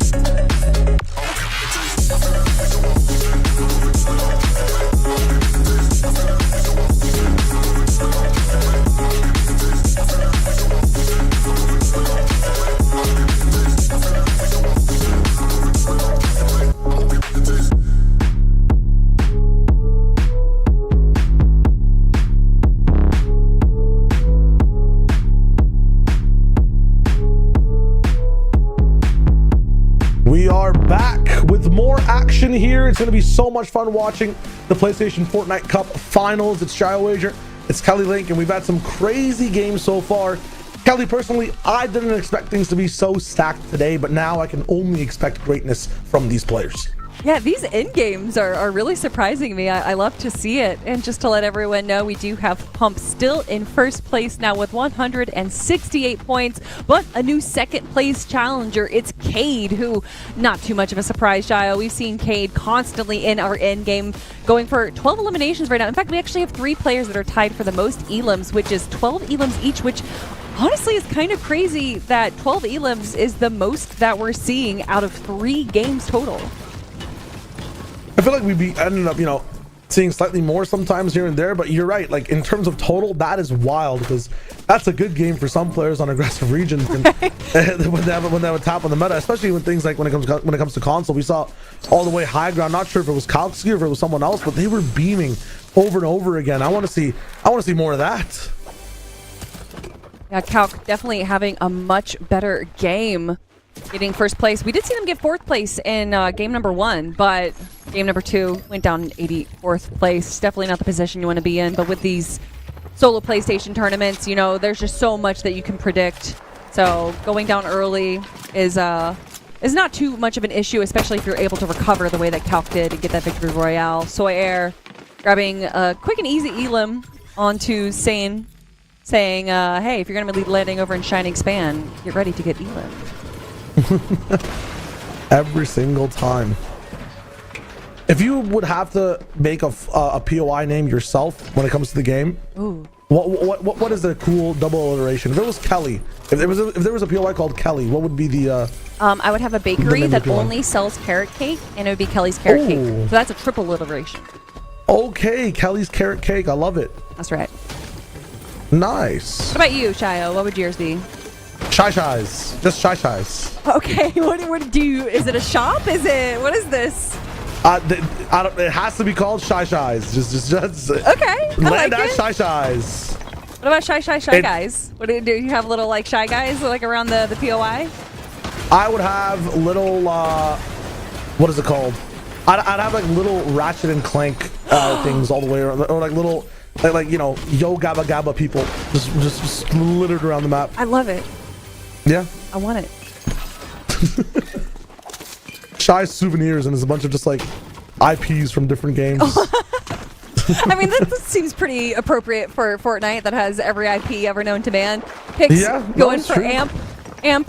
Looks like they're running away, but nah, it doesn't really look like they're running away. It looks like they're still just farming up. Actually, the engagement, though, Picks not going to let up just yet, but instead does let up. It's true. That's true. That's true. I like the dynamic you get with these splashes as well in some of these fights, where if you pop them, your pickaxe speed is just so fast that, you know, enemies might not be looking at what's happening on their walls. The regular tempo you have just speeds up a little bit. It's kind of groovy. A little groovy. Oaken trying to groove right here against Syaz. Sayaz. I like it. And another player entering the flow with Glow, but not too much engagement. As I say that, though, a shot from behind Oaken, unaware because the player was able to sneak right behind him. Sayaz, though, just backing off again. Actually, I can't tell if they're entering this engagement or not, Shayo. I hear pickaxes. I see a second party coming in as well. I'm looking at Syaz take a lot of damage at the same time, so this is going to be tough. I don't think there's a chance for Syaz to live over here. Is this name Syaz Ospos as well? That's a reference to a different game. Not looking like Ospos for the moment, but he'll be dropped right now. Past that, Oaken needs to live for the moment for as much as he can, just because he is a little bit high on these leaderboards and these placements do come in a bit later. That being said, a lot of these players do want to end up fighting each other and getting that damage down. He didn't get too much damage down to our Ospos fanboy, but for now, he's going to disengage, look for his damage elsewhere. Maybe one of those surge towers we can't talk about. Oh my god, you're gonna get me in trouble.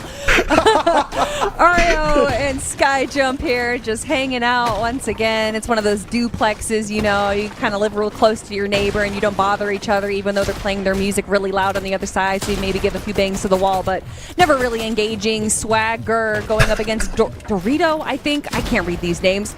But Swag taking it. Let's go. Swag taking a shot right there. It's not over just yet, though. Going to be throwing down a blob to get a little bit of shield back. Dorito, though, the 1v1. Not going to find it just yet. Not yet.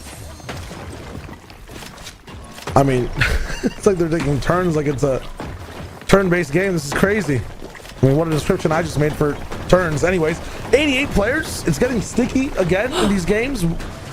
Another person, Oaken, actually sneaking into this one. Oh my gosh, I think he's gonna get the sneak. Dorito, not aware. Swag, unbeknownst. Can Oaken actually get a shot, though? He has to get inside these boxes. I feel like there's not a direct path all the way in, so we got to be waiting for it. Dorito trying to find his way up. Maybe he matches pickaxe swings with Dorito and no one notices that he's coming in. Like, gotta do some Ocean's 11 type of break-in, some creativity. But Oaken's just waiting. He's almost right behind him. Are they on the same team? I mean, Dorito 1v2, you know, I feel like this is very, this is where Dorito, like, excels best. Oaken, however, gets triple partied, gets a few shots on him, and he's going to have to back off. Dorito now probably aware that there is a few other players in the midst of this engagement with Swagger. Oaken, though, not able to do too much here, and it looks like he's going to be stopping his sneak attack just for the time being. Yeah, Oaken's game so far looking crazy. He's had so many builds to be able to use. Tries to go for this little sneaky play. Now he has no builds. He's damaged down. He's had to use his shields. Swagger can't try to, or he's trying to get away, but can't really get away for the moment. His build's just going down as he trades over his build count for Dorito's ammo count for the moment. This is crazy right now, but there comes the drop in. Dorito wants this fight too, so Swag back and forth, not really, again, fully committing to things. And because we've seen Swag go through brick now on wood, I think Dorito knows that he's low on these materials. He just has to keep up this pressure with the bullets. Not seeing Swag go for wall replacements as well kind of screams that, yeah, he's really kind of thinking about his builds, what he has left. 98 so far, and he's still trying to be loud and proud with the builds that he does have left, kind of showing that, hey, I still have lots of fuel in the bank. Don't underestimate me. Unfortunately, though, 2 more builds left. Dorito just has to fry through 1. And that's it. That's all we have left. All right, Swagger finally gets the edit in, trying to find another potential angle here to survive the Dorito onslaught. But as I say that, Dorito does take a few tags from another player, loses all of his shields, and now he's gonna have to be popping a shield himself. Swag, after all this delay, goes for the aggressive, realizing that he can use his third party to his advantage. He has ammo. Dorito might not, but Swag backs off. For the moment, he's using his builds like a jungle gym, trying to find a way to get in here and be able to play with Dorito, maybe get a little bit of a point on the board as well in terms of elimination. But again, doing a good job at moving around all these builds. Not sure what's his right now. There's people aiming in towards the sky nearby. It's tough for Swagrix, and I think that Dorito's actually lost his position overall. So Swag carefully moving over. This pyramid edit is going to be fine for him for now, but a third player finds him 5 HP. Dorito is not going to be the one to get him. It's Sid all the way from across the map watching what's going down. Oaken is in brutal boxcars now. Like, what? You know how, is it Dota or League of Legends where you can deny creep gold in EXP? That's Dota, yeah. I feel like maybe that's what we saw Swag doing there. By using all of their builds up, they're denying them like a mat refresh. Ah, Yeah. I see that.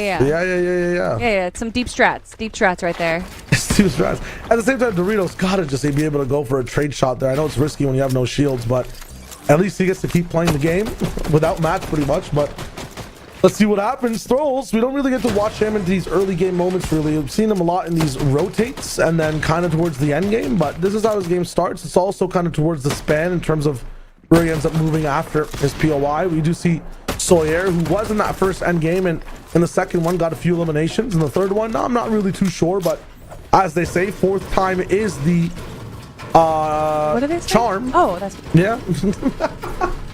4th time is the better try. That's I gotta right. find a better saying for the 4th time, yeah. And maybe you tried to get into the PlayStation tournament and unfortunately you just were beaten out. Well, there's going to be more tournaments coming your way. Everyone, make sure to follow Fortnite Competitive as well as following on the PlayStation Network. Just all social medias, making sure that you are fully up to date for these incredible tournaments that PlayStation's running in conjunction with Fortnite. We have a huge prize pool up for grabs right now. Our top competitor walking away with $5,000. So again, everyone, if you want to be a part of the action, just make sure that you're following PlayStation and Fortnite on all social media, that you can keep in tune for our next tournament. Absolutely. Want to make sure you're on the right social channels. Want to make sure you're on the right path to compete. Right now, for the players inside this game, they've signed up. They've gone to the finals. Their path is towards the zone. It's time to move, girls. It's time to move, Sawyer. But like rivals in a shonen, these guys cannot find a way to get past each other. They are just sticking side by side, no matter where the story tries to push them. So Throw's getting straight into the box, even though his teammate, I guess at this point, wants to disengage. Ooh, that side edit, or the 3x3 edit, not going to find much for offensive purposes, but a really nice tuck in by Throlls there to not get damaged over by that shot. Sawyer now. We've heard the shield crack. We've heard trouble.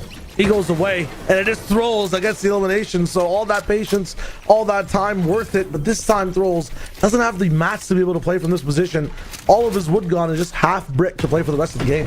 Fortunately for him, though, it doesn't look like it's going to be too much of an issue swimming his way over into zone. The player over in Shining Span doesn't seem to be too fully aware of where Throlls is, and by throwing to, actually, as I do say that, he is going to be getting dinged, but fortunately going right around a little hill right there, blocking the vision from that player from Shining Span. Sindogo, a weird skin. I have never seen this before. That's like a rose thingy. It's giving me super Meat Boy vibes, but I don't think that is the correlation that we have. But farming up in Storm, a little bit of heals to his name, so not going to have to be too scared of that Storm damage. But now we can see Lone Wolf Lair off into the distance, the zone that he is looking to rotate towards. Hopefully going to be having a good dead side rotation there, so not having too many players in the western side that he was rotating towards. SLX, though, over in Demon's Dojo with a few other friends. Looks like a potential engagement. happening right there. A shot comes out, but doesn't hit Solo. Able to turn around, build himself up. Doing decent on heals. Yeah, he's got some aura to be able to move around this POI slowly. Meanwhile, Dorito, although he didn't get the pick that we saw in that big fight we were commentating over, he does find another one in the feed as this game goes on. Demon's Dojo, SLX might get the surprise drop down here onto Glow, but needs to get through a wood floor to be able to do it first. He's expecting maybe some expansion vertically up top from Glow here. And if that does happen, he will have the drop down with a shot towards the right side. But we switch over to the lobby leader so far, Elite Pump, who's won 2 games today, I believe. You can correct me if I'm wrong. Actually, I'll correct myself because it was Kalski. I got that final elimination in game 3. So a first place and a second place from Pump. And looking to maybe put a third on the board this time to get the gold, silver, and bronze achievement, I guess, you know, in the PlayStation Cup. Yeah. I think that's like, you know, you get like a little one of those, what do they call them? Oh, not rewards, where you get a little bonus where you achieve achievement. Oh my gosh, where you achieve something. Oh no, let's not talk about that. All right, Elite Pump doing a good job. Got 1 med kit for full heals. He is all the way over in Seaport City, but it's not going to be too much of an issue with the bat for those rotates. There is still a few other players, though, just trying to farm up anything they can over in Seaport City before they do make their final rotate over. And Pump just looking for some tags, probably. I know he's probably aware that there's a few other people here, and he thinks that this can just be some free, easy tags for him. They'll try to go for it. No shotgun tags just yet. Ooh, there's 130. Good job for SLX there. Not much else to find. 74 alive. And honestly, if you're in these box fights, if you're going down game to game and you're thinking, you know, if builds weren't a thing, if this was like a fighting game, I could do better. If it was sports, I could do better. Honestly, if I could just play a raw shooter in a tournament like this from PlayStation, I would have a better chance at winning.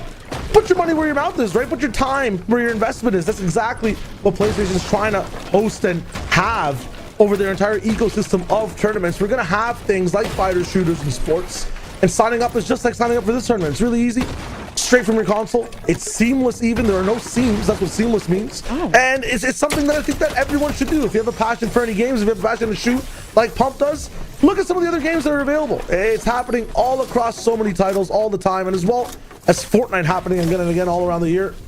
Man, we got a broad competitive ecosystem. That's something I can confirm and say. Ooh. Big Phase Mongrel looking to shift up the ecosystem here at Brutal Boxcars, but going to be looking to forgo the engagement, instead go back into Storm for some ammo. Why not? Yeah, why not pick up a pistol, drop your better weapon, because there's probably more pistol ammo in the map, possibly. I like it. Yeah, why not? Maybe he just wants to go for silence shots. Maybe he wants to look cool. Oh, that is what it is. I think, and especially Oaken Gambling, one of our bigger names in the competition, standing in the way of Mongrel in the zone. Horizon on PS inside one of our black markets right now was able to get one of the mythic shotguns and got a nice AR as well. Probably purchased some splashes for themselves. Oh, Horizon on PlayStation. I'm going to say that that's what the PS stands for. That is probably what the PS stands for, yeah. I'm wondering if the Horizon is due to Horizon Zero Dawn or something. I don't know. Either way, bat plays not going to be there. Ooh. Swing and a miss. Strike one, right? If you swing, if there's no strike and it's not in the square, it's on the ball. Already seen Punisher punish some players going up against him, but doesn't look to be too interested in taking on Horizon right now because he's looking towards the Horizon into zone. Another prepping up for the swing, but does not go for it. Horizon just trying to get any kind of shots. He is 55 below, so he's just kind of wildly aiming at these players in front of him. Hopefully one of them gets in and can get that damage on the board for the damage threshold curve, looking for his first elimination of the game. Unfortunately having a little bit of issue. Horizon though goes on the aggressive and unfortunately does go down himself to Jargu. Still in Storm though. Zone right above them. Curve is not going to be backing off just yet. Does want to be taking Noise down, but with just 43 HP left, they are going to be having to disengage. Yeah, right now every single player in Magic Mosses is looking for wins, not losses. Ooh. Trying to find a way to get inside this zone. It's tough. It's really tough. I mean, so many trees in the way as well. We have another river separating things and blocking off rotations. I would believe only the south side of the zone's probably populated. Look at that curve. Random wall edit to look down in a fight that he has by himself, just being seen by someone across the map. You can't breathe here, right? This is like a strict parent-son-daughter relationship. Maximum grounding all the time. They're hyper aware as to where you are at all points. You can't move. I was wondering where that was going, but then you brought it all together, and Curve trying to bring that damage threshold up all together now, 25 above, but that's probably only going to be holding him for so long. Now taking a look at Bikes, it looks like almost the entire lobby is below damage threshold, which would sound impossible, but it's not. Bikes taking a few shots onto Black Peo there, who's right next to Sid. Like to see Sid's name up in this competition, a player that we see in the FNCS qualifiers from time to time. Oaken Gambling, one of our big names, does get Swixy down in the Elam feed. But now taking a look at a new name right now, Vice, not the best shotgun ammo, not the best heals, not the best mats, but taking a quick jog, enjoying the environment right now as they make their way over into the most congested side of zone I've ever seen. Yeah, this is a pet under the table moment, or pet below the table, so I can call him an underdog. I mean, 5 points, gonna be tough to see him do anything for the moment, but hey, you get an Elam, you get some placement, there's just a few more people to go down, you could end up getting those points going down at this moment though, Bikes. You don't want to be in that position whatsoever. 51 left alive, unfortunately. Sindogo, no, we saw him farming. He is the 50th player to fall, or the 51st, I guess, so no placement for him. Big Weave will go down afterwards, and that zone is pushing even more towards the south. Maybe there's a possibility here. A lot of these players in the low ground are already in zone, actually have a build to go back to. So if that's the case, if we have a lot of pullbacks like this, the end game might be even more colossal with so many people having builds to be able to use. Just taking a look at Cozy, a quick peek. Yeah. You know, over to Faith, who we saw go down a little early. They were currently our lobby leader after game number 2, but with going down early in game number 3, they're looking to reclaim their former spot in the first place over Pump. But Style now hanging over the cropping that we have right here, potentially trying to find any kind of shots as these people do rotate over. Style in a good position to get a few tags, and especially being below Storm Surge, they are going to desperately be needing that. But this little hang off the edge of the mountain might be exactly the position that they need to be. Solary not in the position that they need to be, as they are at 50 HP, able to pop a med miss though, bringing them back up to full. Bikes 50-50 between shield and health, and also below. Everyone is below right now, Shio. Just something is going to have to shift in the next zone. Players are going to have to start dropping, or else we're going to have a lot of lightning. Yeah, we need some damage. We need some damage from these players. Sitting here all the way in the back, still just chilling inside the zone. There's a bunch of players, I think that brown arrow all the way at the bottom on the south side stayed inside zone this entire time. Probably had some damage from moments before. 24 below zone locks in. Yes, you're there right beside the zone, but you need to fight now, Bikes. And at the same time, it's metal builds all around you. So you probably would have wished you were on the other side where you could maybe move, maybe have someone to tango with, but no one here likes to dance. No one here's got two opposite-sided feet. It's 2 left feet in every single box. No one wants to really tango, and you slip and fall flat on your face in the middle of the dance floor. Unfortunately for Bikes, he's gone. No music anymore. No one wants to tango, but maybe they'll Fago as we watch Fago right here. 0 eliminations and not too many builds, but with a quick edit right here, they're in a pretty good position to make their way into the front side of zone, but it looks like there's about half the lobby joining them, so this is going to be a bit of a tumultuous trade between him and Sunny right there. Just taking a quick peek, maybe a potential shot right there. As he is 54 below, he is going to need just a quick shot. I don't know if he's going to be wanting to take that on to Sunny. Instead, Fago sees the Jaryu right to the right side of him, but just not much open for him to take a quick peek and a shot. Fago is going to be doing just fine, though. Now, with enough players down in the lobby, he doesn't have to worry too much about Storm Surge, but that might pop once again. Byla now, 2 eliminations already to his name, and now with a quick rotate with the bat, looking for some more elims from the low ground. This is a Byla moment. So we always see these Byla moments in every single game where he just ends up popping off. Might be a possibility right here. Here we go. No rotation just yet, but secure inside the box. You have to assume everyone around you right now is crazy, zombified and rabid to get in and do damage. Everyone's gotten an update as to how much damage they're behind in terms of surge, and they know it'll pop up as they rotate. We're going past this hill, by the way, through a river, all the way on even more low ground. So talk about a roller coaster that goes up and down. This is exactly that type of sinusoidal type function. For anyone in grade 12 math in the moment that's watching, big shout outs to you. Make sure you're doing your homework. That being said, these players have work to do in front of them. Stacks of Rooney, good spot in the middle of the zone, but where do you go from here? The possibilities.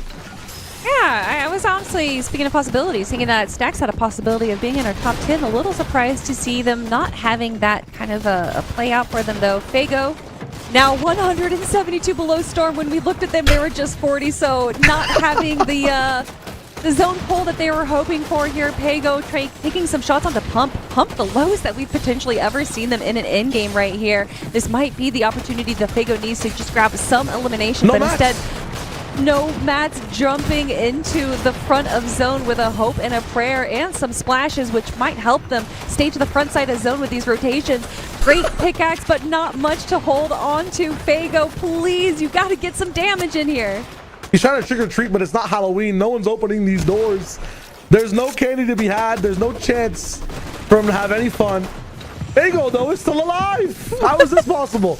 Low it's ground, all tricks, jumping. no treats. Actually, this is so tough, but maybe there's some players who are also just as desperate trying to find him. Has a bit of reprieve, has an opening on Cam's lair, and Cam might rock right to him. I've been looking at him inside these builds as well, seeing that Fago's weak, but I feel like Fago knows what's happening here as well. As Pump goes down, the Stacks, you talked about it. Pump finally, his placement frozen as Fago goes for a few shots here towards the front of zone. Doesn't find much after the fact that he's able to jump all the way around and get towards the right side. No builds, but he seems absolutely protected. Where else can we go from here? The jump escalation, the buff that he had is gone now. We go towards the top side. Shadow, no cap. Shadow, no mats either from this spot. Last one is a pyramid, but is he as strong, as willing, as powerful as a pharaoh on this side? Not really. Overtaken by the storm. You don't see that one happen too much in the deserts, and he is left alone, dry, irritated in this moment. So he pushes forward and is dropped down to the sands below. Lost over in time. Just has some heals to rock with, where he tries to find something. I mean, now the zone's pulling again. You gotta get up a mountain. You're looking for any healing points if it's possible. May not have amounted to much, but it looked pretty good. Con Art looking okay in the low ground right now, just trying to break down these builds as zone does start moving over. Ben just jumping right into his box, and then Elim on the board for Con Art right here. He's now looking to turn that into a little more as he's being able to break through these front side builds. But just no one is near him. Sunny now in the mid ground going for Goku, gets the elimination now for 2 for Sunny. High ground though, not much to be shown. Not much pressure from there, much at all. Sunny is in a spot to have a nice little map refresh, understands his position of power, the resources that he has. The question is, does he want to stay on this layer or push for absolute height domination? He actually gets away for now, repositions all the way towards one of the other sides. Let's flip a little bit, so I'm not sure if this is the layer he planned to stay on. Jargu, big shot, and he needs it. Big refresh on materials as well, is able to just keep things alive and connect one tower to another. Now has the foundations needed to just do lots of damage down below, but look at the amount of builds, look at the amount of layers you have to tear through. There is no minigun, there is no TNT, it's just you, and I don't think that's going to be enough right now for the side of Jargu. He's not going to be able to find too much on this side, trying to just excavate fix right over there, but that's a fossil that'll be lost to time for now. Jargu still all the way up top. It doesn't matter, even if you don't have eliminations here, the placement points you get for every single person going down is monumental. He's not going to have much to drop all the way down in terms of control, but he will just negate that fall damage for the moment. There it is. Very nice drop there. 3 more players going down. Good patience from Jargu in this moment. Jargu just holding high ground with no mats in such an artistic way, being able to drop down all these layers, goes for the shot, gets the elimination, and now going to be able to get the siphon right there. But can he use that to his advantage in these final moments? Has just a little bit of the heals. Khan just below him, holding on to Storm as well, but he knows that there's only so much time. Able to get a little bit of freezing, but it is Jargu that gets the final shot there. Congratulations to the first victory royale for Jargu for game number 4. Masterclass from Jargu there, from high ground, not having any mats really, all the way down towards the bottom side, making sure he drops in for a really good elimination as well, then backs off, then goes back in again. I mean, that was perfect from the man. That was amazing. If you are going to be in a shambles situation like Jargu was holding high ground, that is exactly what you want to see. When there's so much separation from high ground to even mid ground right there, so many layers, you kind of don't actually need to have too many mats. When you go down to wood builds in a single tarp, that's when everyone starts chopping you. But when there's so much chaos going on in the mid and low ground, well, no one's paying attention to high ground, so you're kind of able to take advantage of it. And he absolutely did. At the same time, we talk about the prize pool. We talk about what we've been watching today, right? A game like that for Jargu, a game like that for Jay and some of the other players on low ground as well. It's just nuts. The highlights we saw this game, there's players taking their guaranteed $300 and turning it into $1,000, turning it now hopefully into even more money coming in towards the front portion, or I guess the back half of these games. Every single one of these games matter. Things like this for Shadow is huge too. Even though you go down, you want to make sure you're getting your points up. Jargu now in the triple digits of points as well. There weren't too many players. Only I think the top 5 was past 100 a game before. Now Jargu joins that club with many more in this instance now. But you want to make sure every single elimination counts, and everything you're doing just pushes you forward. Again, what an elimination. Just the passion from Jargu, the decision making there from that man, insane. Yeah, it's something that I like to frequently say. It's one of my crutches, being like, oh, well, so much can happen. We have so many games left. But Shayo, that's not the case anymore. We only have 2 more games left. So that opportunity to change things up, to shift things a little bit, that's not there anymore. You're going to have to stick to your plan right now. You're going to have to try and make sure, especially if you are already in the top 10 right now, which is where the chunk of the money is, that you're sticking to the plan. You're doing whatever you can right now. And these are the match results just from game number 4. We can see Jargu getting 75 points total, but I'm looking to Sid. 8 eliminations might be the most that we've had all day in a single game. Yeah, Sid looks really cool on that come up. Lots of points there for them. 8 is huge. I think we saw 7 maybe from the side of Pump in one of the wins that he had. But at the same time, 71 points. Huge from Sid to kind of get up those rankings, try to catch up to the rest of the board as we see what they can do. When we go to some of the 100-point players, I talked about maybe 5 or 6 people going to 100 points in that previous game. After match 4, after this result for the top 20 and beyond, we're looking at maybe the top 15, the top 16 being at 100 points, which is crazy right now. I mean, this is just nuts when it comes to the elevation of skill in this game, when it comes to the people catching up overall. Kelly, this is huge. Whew.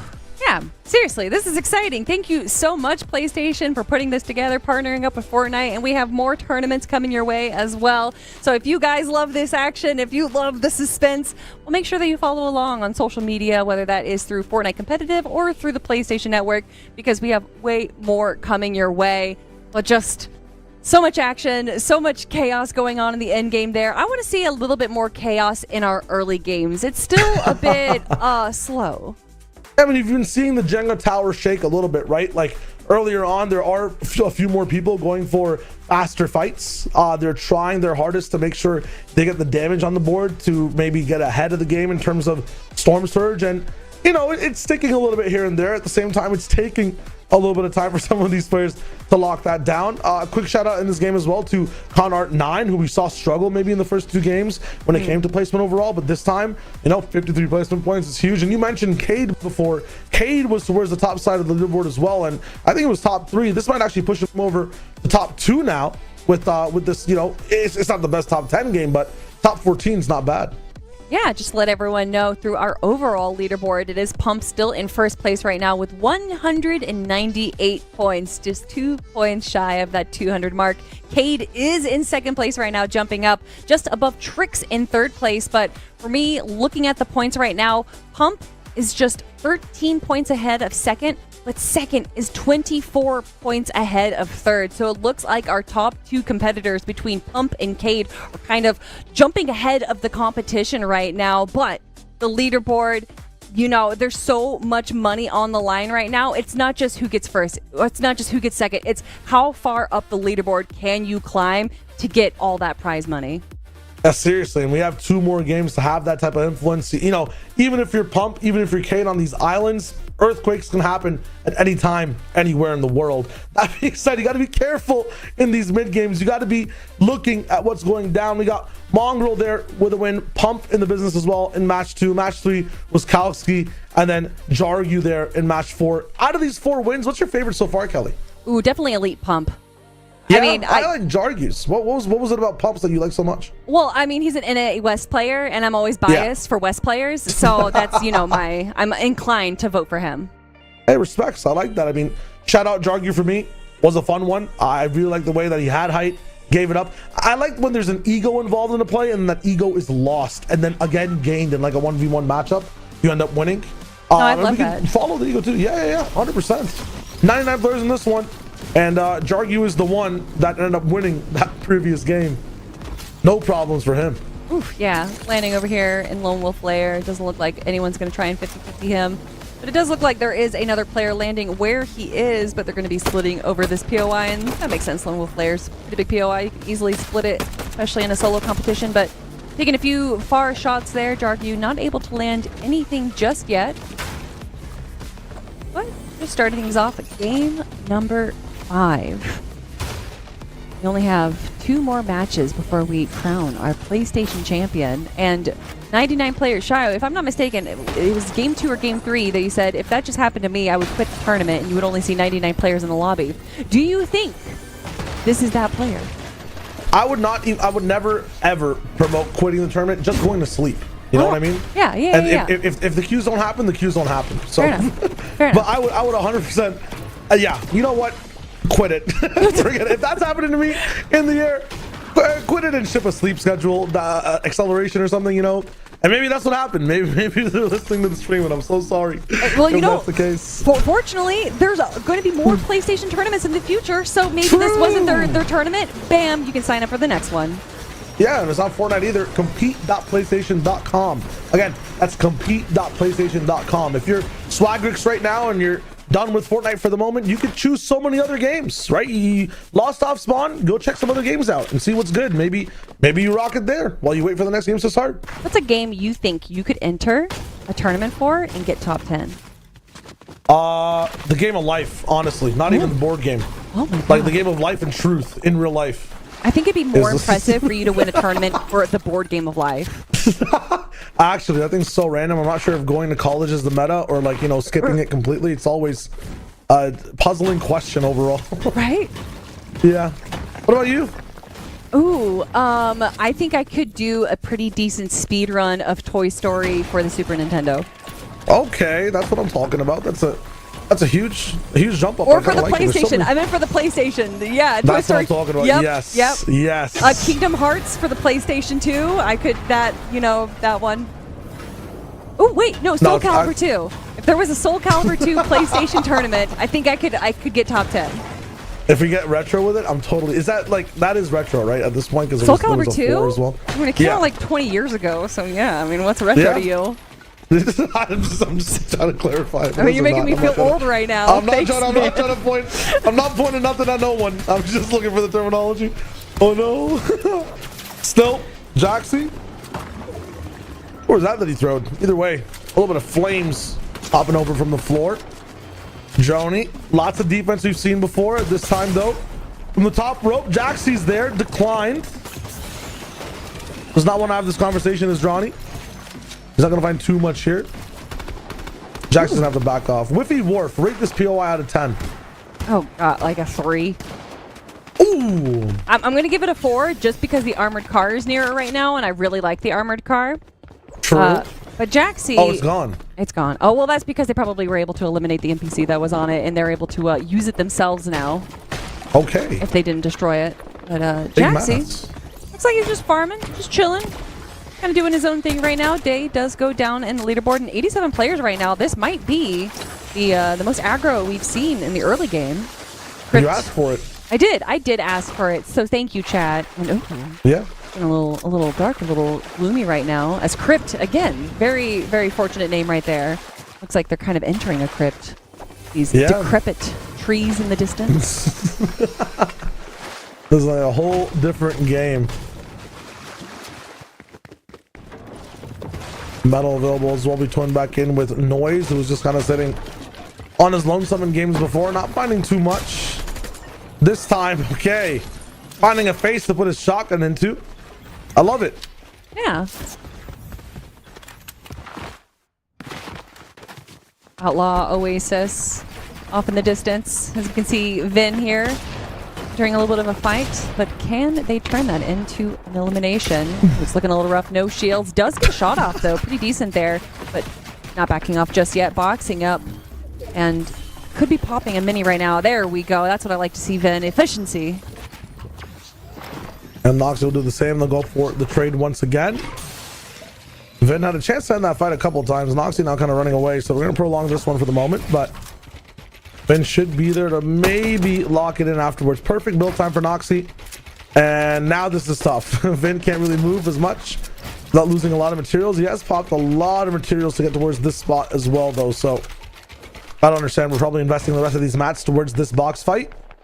Stuck down at 84 again when it comes to players all across the map. The fighting has died down for now. Noxy also leaving the cliff, but Vin sees it happening, immediately moves over, is going to look for the shot. I'm not sure if he's going to be in earshot of Noxy hearing him move this way. Ooh, Noxy. 50 damage. Yeah. I feel like Noxy or Nazi got a little got a little egoed there, right? Thinking, okay, I've pushed Vin away. They're not going to be chasing me right now, and does get tagged. And now Vin taking advantage of this high ground right now, just going to be going for some tags over an Outlaw Oasis. Doesn't make the hit, and now we're looking at Fago, Backtalk, and Dorito, some of our bigger names in the competition, all near each other. Dorito now down to 50 HP, able to get a splash off and another, so he's back up to 100 HP. Fago not looking for the third party just yet, but potentially going on the rotate, getting a few shots onto Backtalk there. Backtalk now getting third party. Looks like he's going to try and box up Dorito, going to be trying to go for the 1v2, and does get the elimination onto Backtalk. Thank you, Fago, as he makes his way out. Yeah, Fago's just kind of like the watcher, right? He just wants to make sure everything's going fine in all these fights. Sometimes he gets stealthy and goes up close, tries to get a little bit of damage off, but not this time. We do see Dorito, as you beautifully commented there, Kelly, by the way. This is amazing fight. Yeah, just insanity on both ends of the audio and the visual. Dorito, good job. We'll keep it coming. Can I just say how nice it is, Shayo, to be working on Fortnite with you again? Hey, thank you. It's a fun game. It's been a minute. It's been a hot minute, honestly. But everyone's elevating. It's a good time to be alive. Fortnite also. I mean, I took a look at the map. I took a look at all the weapons. I'm like, this is not the game that I left. This is definitely a whole brand new beast. Checked out some of the videos from a lot of the creators as well, looking at the meta and whatnot. Tuned in with some FNCS, tuned in with some other PlayStation Cups. It's a really fun time.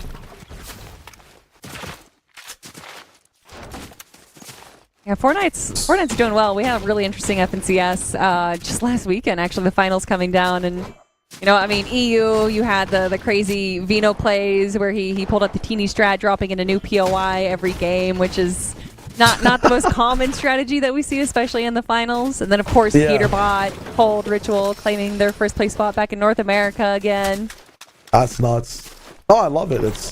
It's so much fun. A lot of these players are emulating, or if not, are playing in these games as well, right? Like they want to either have that title, or they're the same players that want to expand their kind of legacy into different tournaments all across the realm of Fortnite.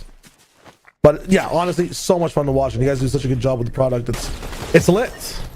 Ooh, Jaxie though going down, not that lit. Droney feeling a little bit better, as we saw him earlier on trying to get into an engagement, finally getting that elimination scare, just slowly following Glow from a distance, not taking any shots, just kind of admiring. Just keep it chill for now. Yeah, I feel like this endgame, no matter where it's ending, should be a little bit more lax for a lot of these players. That being said, placement's still about 28 players away. So we gotta lock it down and wait for now. Back to Pablo's got 2 chug jugs. Nice. 300 AR bullets. Nice. And a surge tower. That's crazy. It's pretty good. It's pretty good. Yeah. Those chug jugs definitely going to be helpful. It looks like he's probably going to be sticking to Storm a little bit, with a little bit of a later rotation as these Seaport players start making their way through. It is going to be a Northern Magic Mosses zones, which we saw plenty over the weekend during the FNCS finals. So nice to see it making a comeback once again.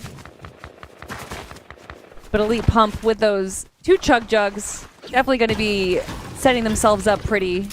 And I love it. This rotation into farming has almost full mats, they are in a primed position to be controlling high ground like what we saw them do earlier. Par, though, not in the most primed position.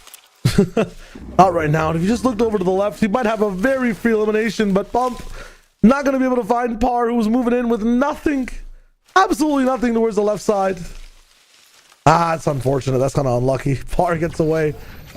The timings we've been looking at for some of these players, just crazy the way the things are getting away with. Elite now, or yeah, should I say, chasing for a little bit more, is able to lock it down at the cost of a lot of his life. So you can say sayonara to Saiyan. And after that, almost Elite's life as well. Good catch. Oof. Was a good catch. Yasir not backing off just yet. But the drum gun, is going to be able to spray Yasir away. And I think Yasir is kind of aware of that. It's like they're backing off right now. Pump. We find the armored car Cade has, and not really even bothered by a moment. Pump backing off of even trying to take a few shots, realizing the futility in it.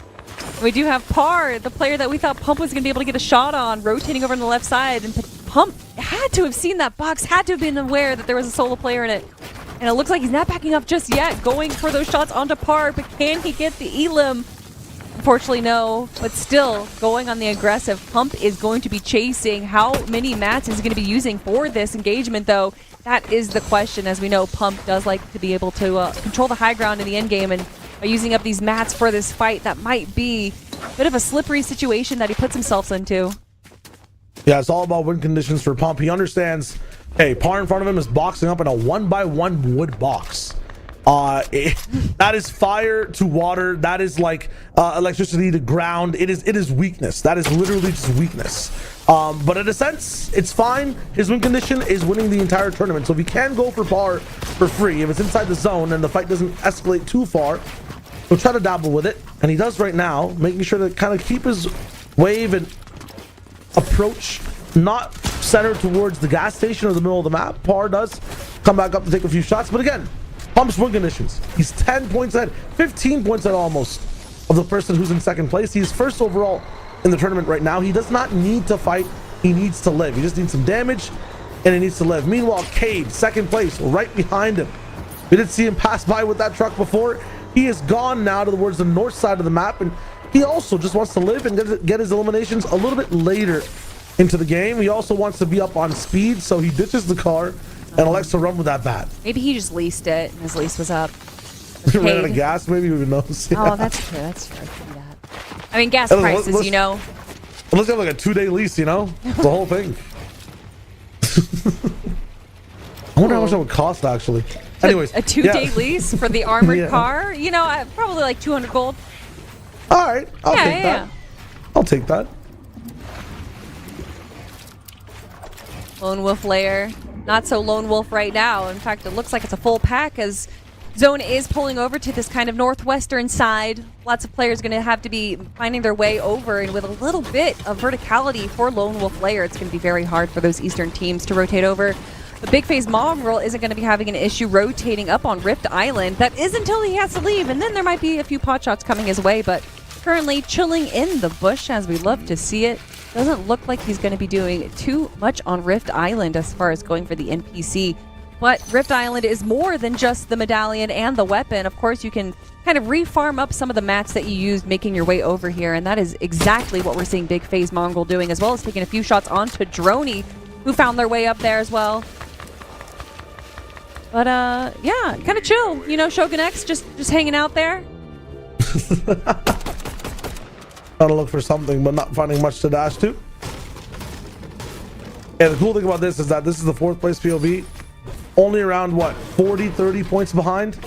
If Pump ends up going down outside the top 10, and Big Phase Mongrel gets like 2 kills in the top 10, which usually if you're in the top 10, you're getting some eliminations, right? It's big chilling. He's going to end up catching up really, really fast. If Pump does not stay consistent, and other people around him in the top 10 start to thrive, this game could still go any which way. One elimination inside the top 10, if someone else is elimed, it's a 10-point catch-up. You do that again and again and again and again. I mean, listen, I know 8 is high. I don't know what that was from Zion. We're not gonna talk about that. There we go. Sometimes you're in the corner in a fighting game, you throw some buttons out. They don't work. Have you been playing a lot of fighting games recently? You keep talking about them. Yeah, I mean, I've been doing analysis for some fighting games, and I've been like, that's my first, like, one of my first true loves in terms of games in general. Yeah. Did not know that. FGC coded. Oh I have a lot of it gosh. in my blood. Yeah. I'm going to an FGC tournament in a few weeks. Nice. Let's go. That's awesome. Speaking of tournaments, we're watching the PlayStation tournament right now, everyone. Yeah. Let's go. Let's go. It's been so sick so far, honestly. It's kind of a flagship moment in Fortnite in general, right? The PlayStation Cup is kind of like, it's something for players to look forward to in the Fortnite comp season. And it's one of the biggest prize pools in general. Once again, $62,500. I might even be wrong about that one. It could be 64. We gotta big confirm it as we go back. Oh, it's 62. It's 62,000. You were right. You should believe yourself. $500. I gotta believe in myself, just like Vago believes in himself as well. 161 points. I believe he's in third place overall right now. So he's staring at first right there, sitting side by side with him. This basically is becoming a solos FNCS. This is kind of crazy in terms of theme. Oh yeah, and I mean we you know the season's over. A lot of opportunities for players to be able to win some money at the end of the season is wrapping up right now. So having the PlayStation Cup right now, a lot of these players are looking to prove themselves, especially a lot of these FNCS players, a lot of our top competitors trying to just put their name on the board, prove to themselves that they deserve a top spot. They deserve the credit, the ego. Con Art with 74 damage below threshold, though, not having too much of an ego against Yuma. He knows Yuma is there. Cam Slam also below Storm as well. But we've seen Cam Slam in worse spots before. I believe he's going to be able to make a recovery, especially with Sammy stuck in a box right here.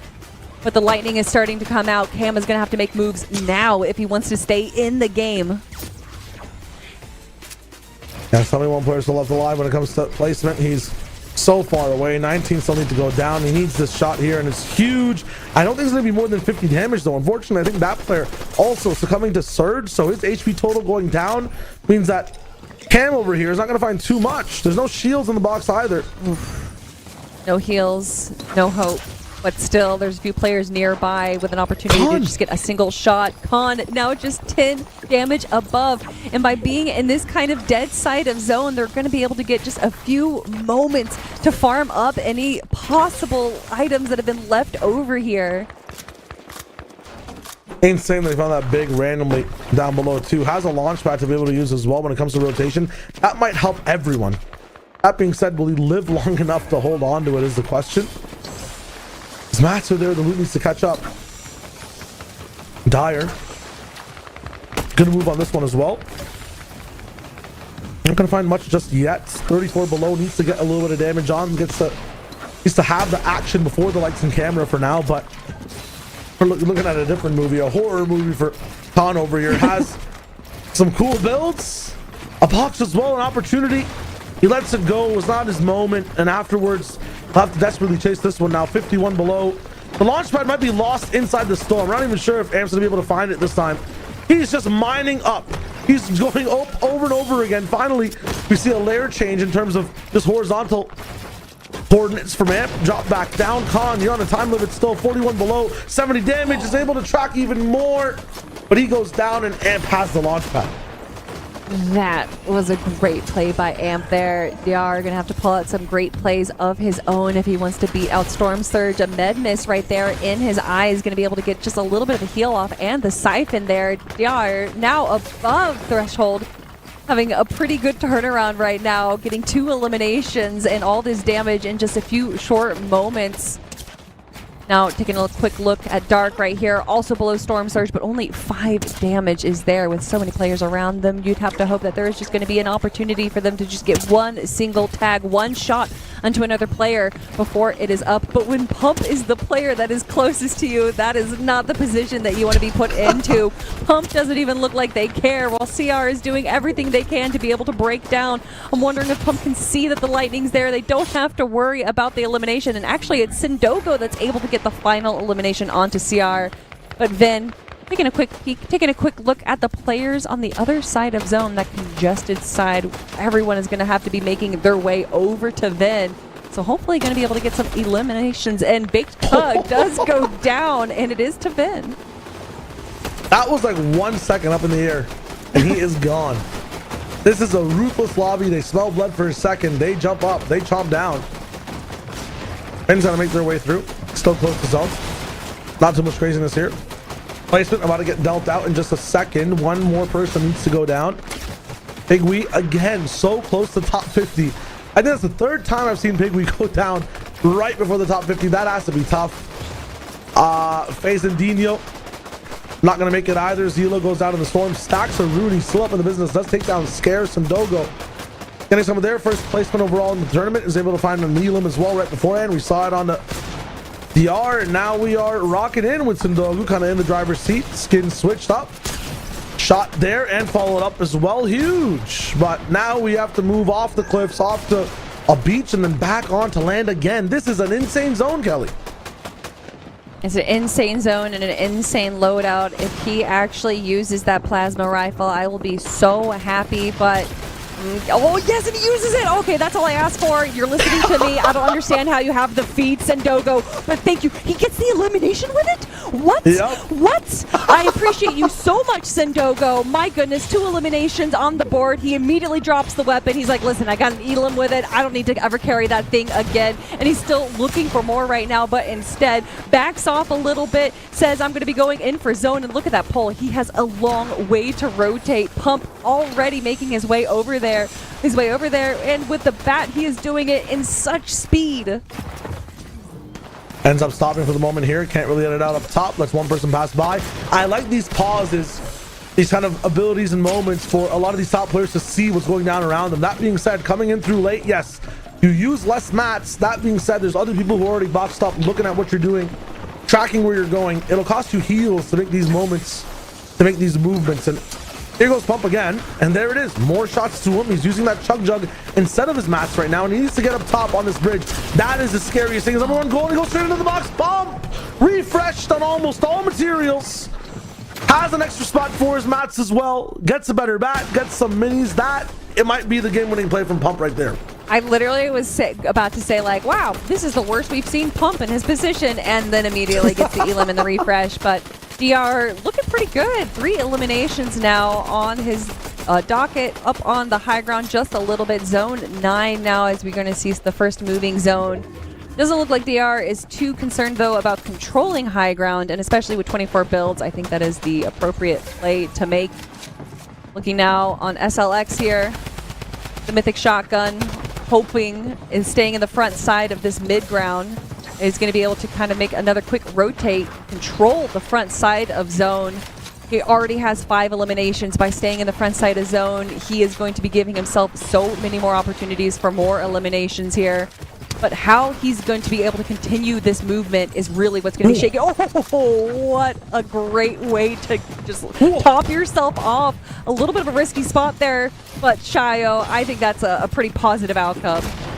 Positive outcome, but I can see the nerves in this man as he's playing. Miss edits left and right. A box, but it's like kind of halfway into the ground. We want to elevate over here. We want to maybe just get into a spot that's a bit better overall and breathe. Make sure you're making the right decisions. Yes, 5 elims this point in the game. You do not need any more. You straight just want to play displacement as much as possible. Maybe get a free shot on someone jumping into your box. But again, a flip up on trying to move in and placing the floor. It'll be tough to see exactly what he does. We look at first place, though, breaking 200 points. Pump pushing the spearhead forward when it comes to the overall podium inside this entire tournament. First place gets higher and higher for Elite Pump. Stealing what looks like someone else's med miss inside the zone. He has to move now. The bat is able to get him to play all the way forward. Another shot taken again. That'll make the placement come so and fro even faster. Pump is still moving, staying on this layer, dropping down 1. It's all good, taking lots of damage, but he's got the mass to still live. Wow, that honestly, even though he wasn't able to hold high ground there, didn't get an elimination or anything, that was really smooth from Pump. The recovery there, that's what I love to see. He is now low on health, though. He is low on mats, but still sticking to the end game, just trying to survive right now is the name of the game. So if Pump isn't able to get these eliminations by just surviving, he's doing everything he can. Amp, though, one of the best players that we saw from the qualifiers, now finally stepping up on the high ground with just a few builds to his name. But look at that loadout. It's only a few heals, but he's got those weapons. He's ready to spray down onto Jargu. Doesn't get the elimination, but he's just pushing everyone away from him. No one is going to be able to steal high ground from him. And as that lobby does start kind of condensing into each other, Amp is just going to have more and more opportunities to spray the rest of the lobby. But Shio, it's down to the final 2 builds. The rest of the lobby on the low ground, we see Pump go down just a little bit early too. So much can shake up on the leaderboard. Yeah, there aren't any people towards that top 5. This is where you start getting the elims. This is where you start locking in. Amp trying to make that big jump forward. Can't really get it, but does connect over towards the other side. No builds here. Has to just suppress people down with these shots. No support, just damage from Amp. And he does find his feet on even ground, on some footing. At the same time, everyone else has to make it up the mountain. Alba in trouble. Top 7 situation. Amp under not got elims right now, but he's forcing the placement points to come straight to him by making this game an absolute bloodbath for people to move forward through. It's just a hellscape here on height. He's gonna heal for the moment, going just for the max HP before his final all-in. Alivest falls down for the moment. Shiny shafts in the distance as a lot of these players looking a little bit rusty in these spots with no builds. 500 for Alba, though. He can really push for height. He's making sure he gets up, edited down, though. This is trouble. So many maps to be able to play with. He goes towards the zone. It's genius from Alba. He has so many materials. He has to go towards the top. Vedets does get 1 pick, 100 bills to still be able to work with, as everything ends up falling down. Low ground can have a little bit of an advantage for now in terms of builds. Vedets has to get a bit more premium in terms of costs to keep this high ground. He's going to just stay on 1 layer for now. So 1v1v1. Jargu already has 1 win under his belt, looking to maybe even take the first place slot all the way here inside the tournament. Vedets gonna not be the one inside that elimination. It's Jargu, gets 20 more points almost from that one. It's still rocking in. Vedets going back for the heal off. He goes all the way into the zone. Ooh, finally getting a healed off. Jargu, though, going to try and stop Vedets if he can, and it looks like he's going to be able to get it, but he turns around and Vedets gets the victory royale. Congratulations to Ved, a 3 elimination VR, but still Jargu trying everything he can in those final moments. That's what I want to see. And with just 1 game left for our PlayStation tournament, Shio, our bets are off. Anything can happen in this final game. Pump went down early. Jargu already having a win, is in a 2nd place again, got eliminations. We saw crazy elim total 6 and 5 coming in towards the end game as well. So Lord knows how many elims those guys ended up getting. It's a big shakeup now. It's a blender of a situation inside the PlayStation Cup, and that's the perfect, I think, spot for a game 6. Oh yeah, I love it. I'm so excited. I can't wait to look at our leaderboard. I can't wait to see who is going to be up on top. And even though Pump went down, I say early, it was like top 15, which is still a pretty good amount of placement points. I'm guessing we're going to see him on the top of our leaderboard. But before we can even look at that, Shio, we've got to look at the highlights. And there was so many good plays in game number 5. But of course, I feel like Storm Surge is the real MVP. These poor players are having to do anything they can, whether that's having heals or entering these unfavorable engagements just to stop Storm Surge. Yeah, I said if Storm Surge was a player in some of these tournaments, it would have the most elims and win every single time, honestly. It's crazy. And this one, though, you asked for it, Kelly, right before we started the game. It was, what are we looking at in this one in the game 5? What do we not have so far? And it's that crazy early game. We had so many people getting active on the map. We had some people walking in with 5 elims before these zones started to even rotate themselves as well. The highlights for this game were definitely different compared to the rest of the entire matches we watched during the day. Again, shout out to Vedets. We saw in that game 1 have a very good launch, a very good start to his day. Kind of went tumbling down. This time he learned from his mistakes, got towards that top spot, secured the first place as well. So that's really good to see, because it's not only the first place spot, it's not only that big $5,000 at the top, right? It's all about looking at everything else as well. It's looking at trying to make it from, a guaranteed 300 to maybe the top 25, getting that 1,000 overall too, right? If it's the top 25 or even more so. We'll look at the pricing in just a little bit to make sure we correct all the monies and terminologies. I was just looking at it. The top 10 are going to be walking away with at least $1,000 each. That's 1,000, nice. But getting into top 5 is when you break into the 1,250, and then of course, really the top 3 is where the money starts making huge differences. First place walking away with $5,000. That is what I want to see. And it looks like Pump has his eyes on the prize right now for that first place spot. But it's not done yet. I think that there is one, potentially two other players that could possibly steal that first place away from him. Yeah, you want to make sure you're trying your best no matter where you are right now. The total prize pool of $62,500, it goes deep. So even if it's the game that you're playing for the sixth time, you've kind of, lost it off of spawn over and over again. If you have a really good game so far, we've seen 71 points, 80 points be an average game. If you have a really good game in this one, you can get towards that triple digits in a single bound. You could be the Superman of this lobby and lock in. You could get more money than you're coming in with right now. And that's the aim of the game, right? To be competitive, to have that integrity, to play inside this PlayStation Fortnite Cup. Kelly, so far today, it's been so much fun going through these 5 matches. We've got one more on the docket left so far. When it comes to this season, when it comes to these PlayStation players, what are we thinking as we get towards, looking at this leaderboard as well? Are there any names that are standing out for you in this one specifically? Ooh, well, definitely Jargu. And we've been watching him throughout the entirety of this PlayStation tournament. So to see him finally get the victory royale, I love to see it. 6 eliminations is pretty decent, especially in these finals. That's what we typically see here. And obviously, if we're looking at the match 5 results, in a, opposite sense, potentially negative, Pump going down in 12th place. Not the best position he wants to be in, especially when he's trying so hard to hold on to that first place spot. But still, he wasn't in a good position. We saw that all throughout the mid and late game. So the fact that he was still able to make it into the top 12 is quite impressive. But another shout out, Alba in 10th right there. I love to see these players jumping into the top of our leaderboard. And hey, finally, our overall results, top 10, a 37-point lead over Jargu. Pump in first place. Yeah, that's just insane. Looking at these players back to back, Jargu 205, getting that elim towards the end as well. 15 total, so they're kind of both sitting on that 3 elim per game average, which is kind of nuts when it comes to just the format and how tight it is right now. Yeah, it's insane. I would assume there'd be even more right now for these players, right? I pointed towards the 20s and 30s, but everyone else is just kind of locking in, making sure they have what they need to make sure they have good placement in these games. Cade, Mongrel, Faith, Oreo, we're not seeing too much of them in these end games, Kelly, but they're kind of staying consistent in the top 20, the top 30 every single game. Yeah, and with it being a solos competition, obviously, there's just only so much that you can kind of follow and pay attention to. So to see Faith, who had such a good game 1, then kind of go down a little early in game 2 and 3, make this recovery, that's what I love to see. It's less, for me, what makes a top competitor isn't what they're doing right. It's that when things go wrong, what do they do? These micro adjustments, how are they able to kind of revolve around that and evolve, I should be saying.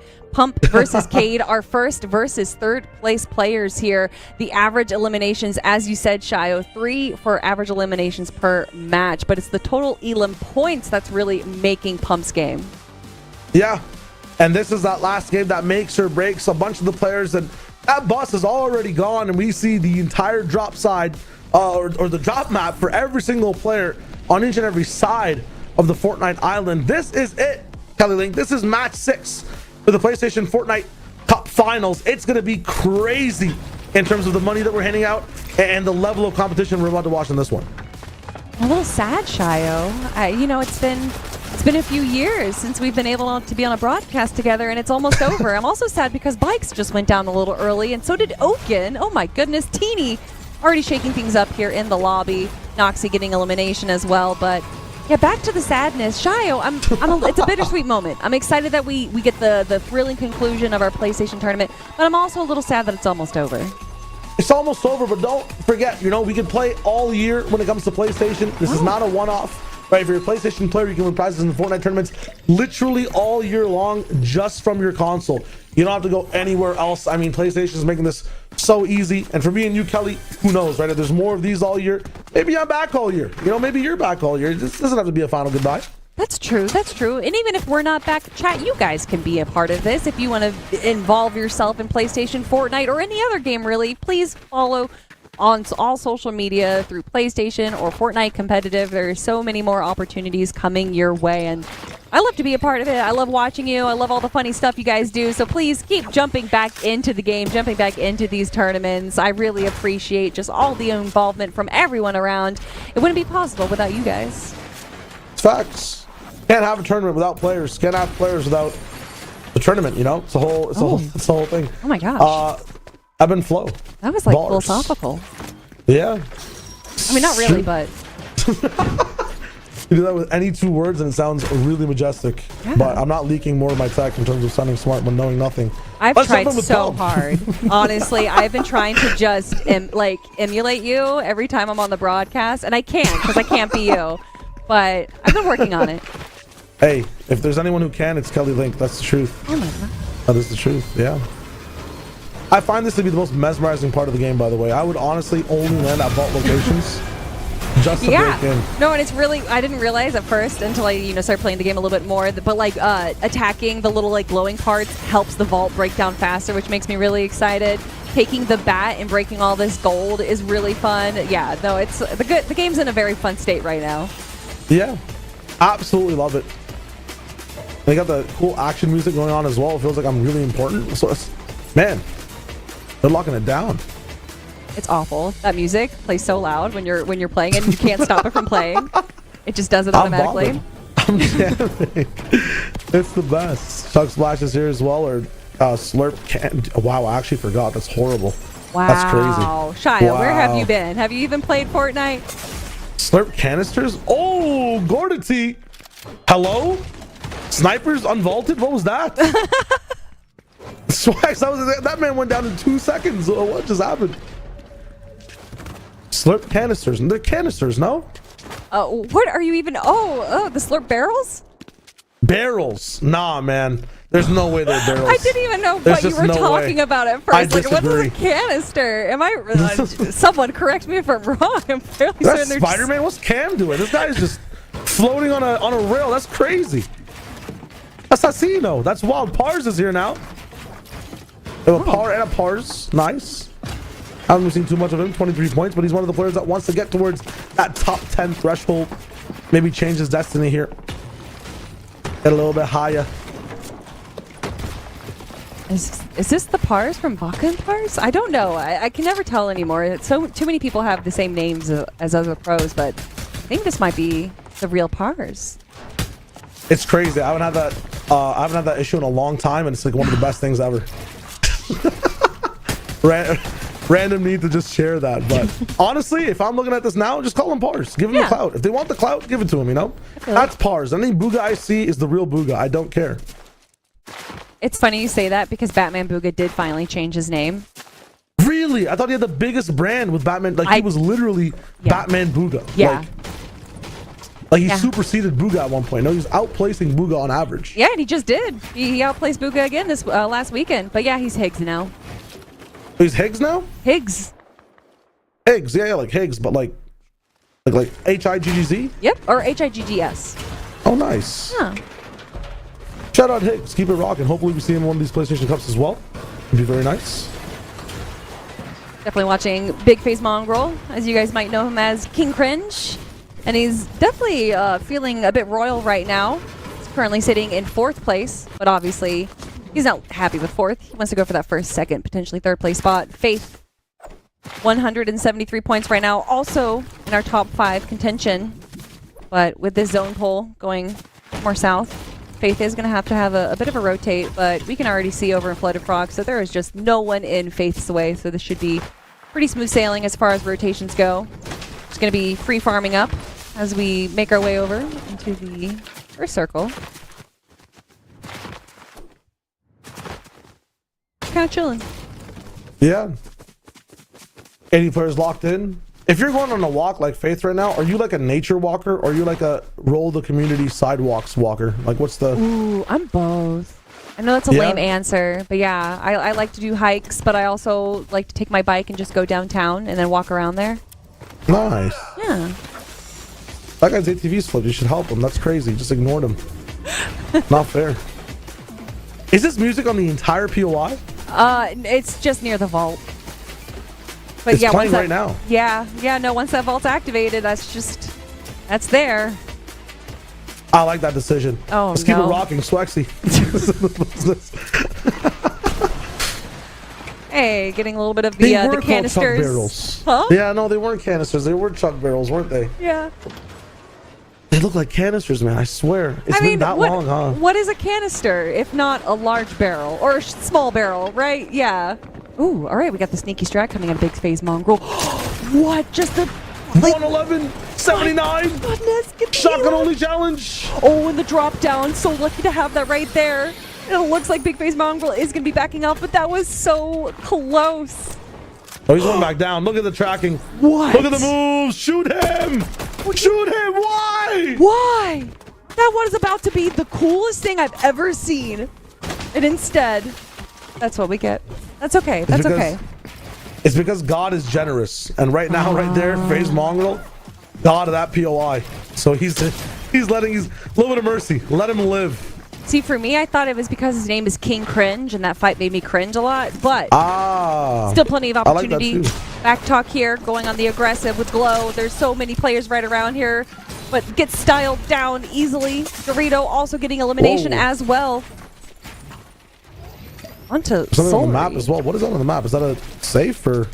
No, that's the porta potty. So when you go through, you know, it teleports you to different parts of the map. Back in my day, they weren't on the mini map. Back in my day, you had to learn about the porta potties yourself. Back in my day, people were pooping on the competition. Back in my day, that's crazy. Little box guards. Back talk. Trying to get the shot there. Yeah, it's tough. Jumps in and gets rattled down. No way.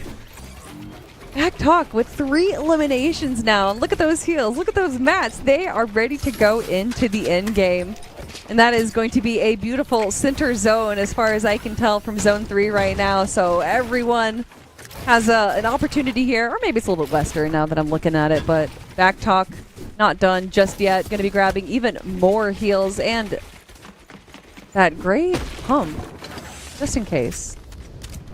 I started this one with 29 points in total, I believe. So any type of points are going to be good for him. And to put it into context, we watched a lot of backtalk, and we watched a lot of backtalk when the zone was getting small as well. He just has never lived past that 50-point threshold over and over again, right?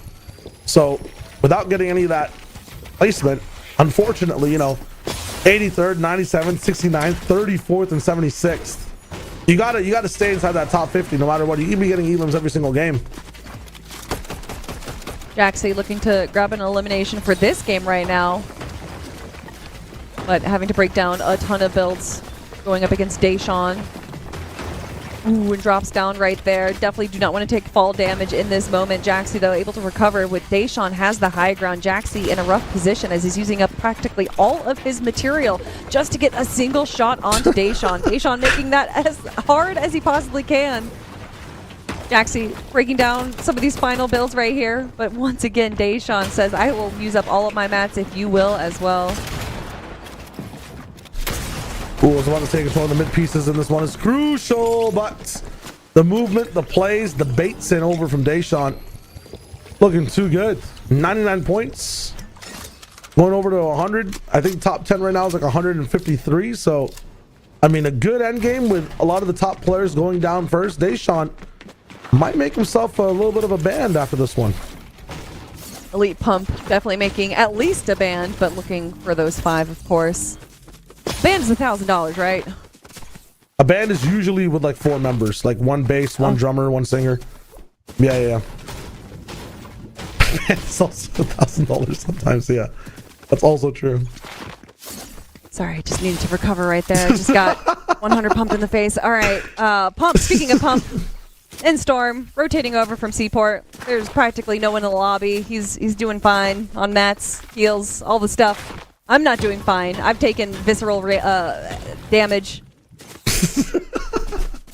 1,000 damage, so to speak. And rotates from all these top players, just looking so good. Look at the positions, right? So Pump is coming in way away from all the other action.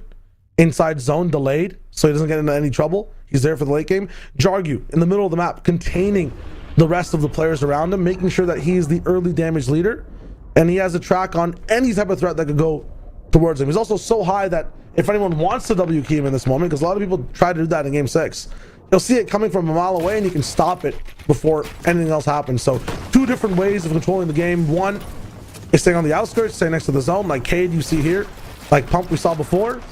And then another is being like Jargu, straight up in the middle. I mean, obviously it depends on where your POI is, but again, some patterns in Fortnite never change when it comes to control. Oof, taking a look at our top 3 competitors there between Pump, Jargu, and Cade, all within fighting distance of that first place spot. Cade now just trying to get any kind of advantage they can, seeing that this tower actually doesn't have anyone near them, so they're going to be taking it for themselves. Oh, why not? What? That's crazy. I mean, this is a pretty good spot as well, depending on where that zone comes in. I'm surprised that someone's moved off of this, but I guess they did refarm all that brick. They can easily move over. So peeking over to Rift Island right there, which is currently stuck in Storm, but probably aware that a few players are still over there and might be making their way over, and flying gives you an opportunity to just beam some of those players out of the air. But Cade, instead of looking at the air, is going to be looking towards the ground as that zone does finally close, but not too many players in the direction that he's looking. On the opposite side of things, over on Foxy Floodgate, we do have Ken currently boxed up right next to Fago, one of our stars of the PlayStation tournament this weekend. Or this weekend, it's not the weekend, it's a Wednesday. It's this weekend somewhere in the world. On some person's schedule. Yeah, there's some people that work like, you know, Saturday, Sunday, Monday. And the weekend's like Tuesday, Wednesday. Okay. Disrespect. Oh, the big beams. Zany. Moving in. So close on both sides. Not going to really find much right now. And again, a lot of these W keys, right? You want to make sure you get your elims in. Want to make sure you get so many points or any of the points you can at any time right now inside game number 6. Zany's trying to find a little bit, but not much. Is move that player off the body. He's able to refresh all his materials as well. Refresh the bat, be able to just move it out. Not only those shots were coming behind him for a second. Never mind. It did, yeah. So I'm not seeing things. Ooh, 143. Cam does get slammed right there. Arsenic not going to be backing off after that shot, but Cam is going to be making an opportunity to heal himself just a little bit before Arsenic is going to be able to get a little bit closer. Not too many builds left, and Cam is a pretty good fighter. As I say that, he does get a shot onto Arsenic down to 46 HP, and he's in Storm, so that health is starting to tick away. A little bit of heals come out for Arsenic, but is it going to be enough to fight in the Storm, especially up against someone like Cam Slam, who's not going to be backing off. He's going to be entering these engagements, but it's not over just yet for Arsenic. Pops a mini real quick. Cam sees the heals and going on the aggressive once again, going for the edit down below. Does he get the shot? No, he misses. Arsenic now going for the shot himself. It's just back and forth. Cam Slam and Arsenic missing each other, but who will finally be able to get the final elimination on each other? But a chance from one side to the other. It's a ping pong game with no ball. Somehow it's still going back and forth. Arsenic hit from a mile away again. He's not really carrying forward, and okay. 1 HP. There goes the Storm, and it's Sidian that actually ends up getting. Or yeah, DR gets the heal in from like 100 meters away. You got to feel for that one. That's why you gotta tower up and go for those tags. It could literally come down to an elimination. It might be just 20 damage for you, but that little bit of siphon can make or break a lot of these players. Zany still doing well, but still in the tunnels right now, looking to find their way out. And now Zone does shift a little bit to the eastern south side. Zany now making their way over there. Quick rotate over. Cade following through too. Currently in third place right now with 185 points. Trying to beat out Jarview and Pump for that first place spot. I'm liking the brick refresh as well. Some extra brick available here if you want to make a few more boxes and then end up getting the rotate as well. Cade. Close for the moment. Sammy in the business as well. Oxy Floodgate. Now, if you go up that dam, is it going to be trouble for a lot of these players to be able to build through it or what? Not through the dam, but the mountains on the other side of Foxy Floodgate can definitely be a bit of an issue. Yeah. But the dam itself, unless a lot of these players are kind of like, you know, just kind of playing bully and stopping them, I don't think it's going to be too much of an issue for them to rotate through it. Nice. I mean, the issue right now is not even the rotation, but just the damage. 1,000 miles to go, and Sammy definitely needs you and more right now. This is just tough. Like, what was that? 92 below, just a flash of it at 64 alive, and it'll probably go even worse after the fact. This is a very, very rough situation. Yeah, just 2 splashes to Sammy's name right here. It's going to be rough if that Storm Surge does pop. Sammy not able to get any damage on the players rotating around him, so we know that definitely not in a prime position. Fago, Ken fighting each other. Sammy trying to get any kind of damage that he can. But it is Kin that gets the elimination onto Fago there. Sammy at full HP doesn't go for the third party. Bit of a potential missed opportunity there. Instead, they're kind of just paying attention to the edge of zone, hopefully getting a few tags on players. Can Kin be one of the players? And he does get just a little bit of damage, and with that launch pad right there, he's going to have an easy time rotating over into Crime City. But Crime City zone, it is going to be a little hectic. Full of bandits, full of crime this time. We talked about not much happening over here, but I see loitering from the entire lobby. I see the aim of Elite Pump reigning true. I mean, that's why he's in first place right now, ladies and gentlemen. 67 damage above. Those 3 tags were needed right there. Tiger winner kind of taking away Sammy as well from the backside. Rotation is not going to be possible. Sunny, never quitting. A pretty good spot inside Crime City, but I'm not sure how long this one's going to last. Oh man, going over that Gold River too, where you get that little bit of speed boost, it is going to be an insane low ground. If I were any of these players seeing the zone pull, I would be trying to do anything I can to farm up some mats right now and try and hold high ground or second height right now, because I do not want to be in the low ground while all of this is happening and the zone is moving. Sir Kong paying attention to the moving zone right now, trying to take a shot onto Tiger. But who wins in the fight of Gorillas versus Tigers? Well, we're not going to find out, because Throlls is now going to be the focus of our attention. Alba on the other side of that wall right there, but Throlls not able to get too much. They are now 75 below Storm. They are going to have to be changing something up, potentially going on the aggressive for Alba right here just above them as the lightning does start to strike with only a little bit of splashes to their name. This is looking a little rough for Throlls. Yeah, swinging, slashing, thrashing now at the side of this damage. 96 below. You cannot be this calm. It's time to run into the box. It's time to ditch the base. There's not enough. There's no point in trying to take over all your heals as well. I'm going to be saying this. Maybe he ends up first place with this strategy, but that's a crazy one, man. We gotta plan for the future. Zoe here has no future planned as they use the last bit of their heals there. They say, this is my future. It is the present. Throlls definitely going to have some presence right now with 131 damage below. They are going to have to do something. That splash is only going to do so much for them. And now they're on the move. A quick edit right there, trying to break into boxes, but no one's on the other side. Actually, as I say that, Ali is on the other side, but they missed the shot. Unfortunately, still trying to break down these builds, trying to get through the zone. Throlls still 177 below. Every time I look, it's getting higher and higher.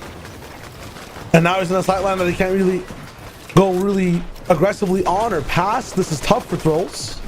Conrad falling down, 177 damage below. Again, Throlls a chance to get towards and closer towards that top 10. A chance to have a say in this game. The placement about to be in front of him, but I don't think he's going to be able to grab any of it so far. First Storm Surge hit will end up putting him down to no shields. That will alarm people around him that he is weak to any type of damage, any type of jumping towards the box. Soy Air 94 points, looking from the outside in, and I would say the top 20 at the moment, top 30 actually. Holy, so the entire lobby so far in game 6 has leveled up. 37 damage below once more. Dorito up in the business, but he's kind of getting crunched right now, not really making a bold move or staying cool in his ranch. That's that. Soy Air, okay, he gets absolutely grasped out of his home habitat and sent down to the dirt. Veditz, winner from one of the previous games, looking to get invaded inside the box, and his legacy will fall inside game 6 as well. 152 points. He can only see the sun, only see the sky, but as he's watching, his wings end up burning and he does not get to flap towards even more money inside the top 10. Faith gets some builds, gets some refreshes, is able to move out and is going straight towards the south side of the zone here. Wants to make sure that they have a really good comeback.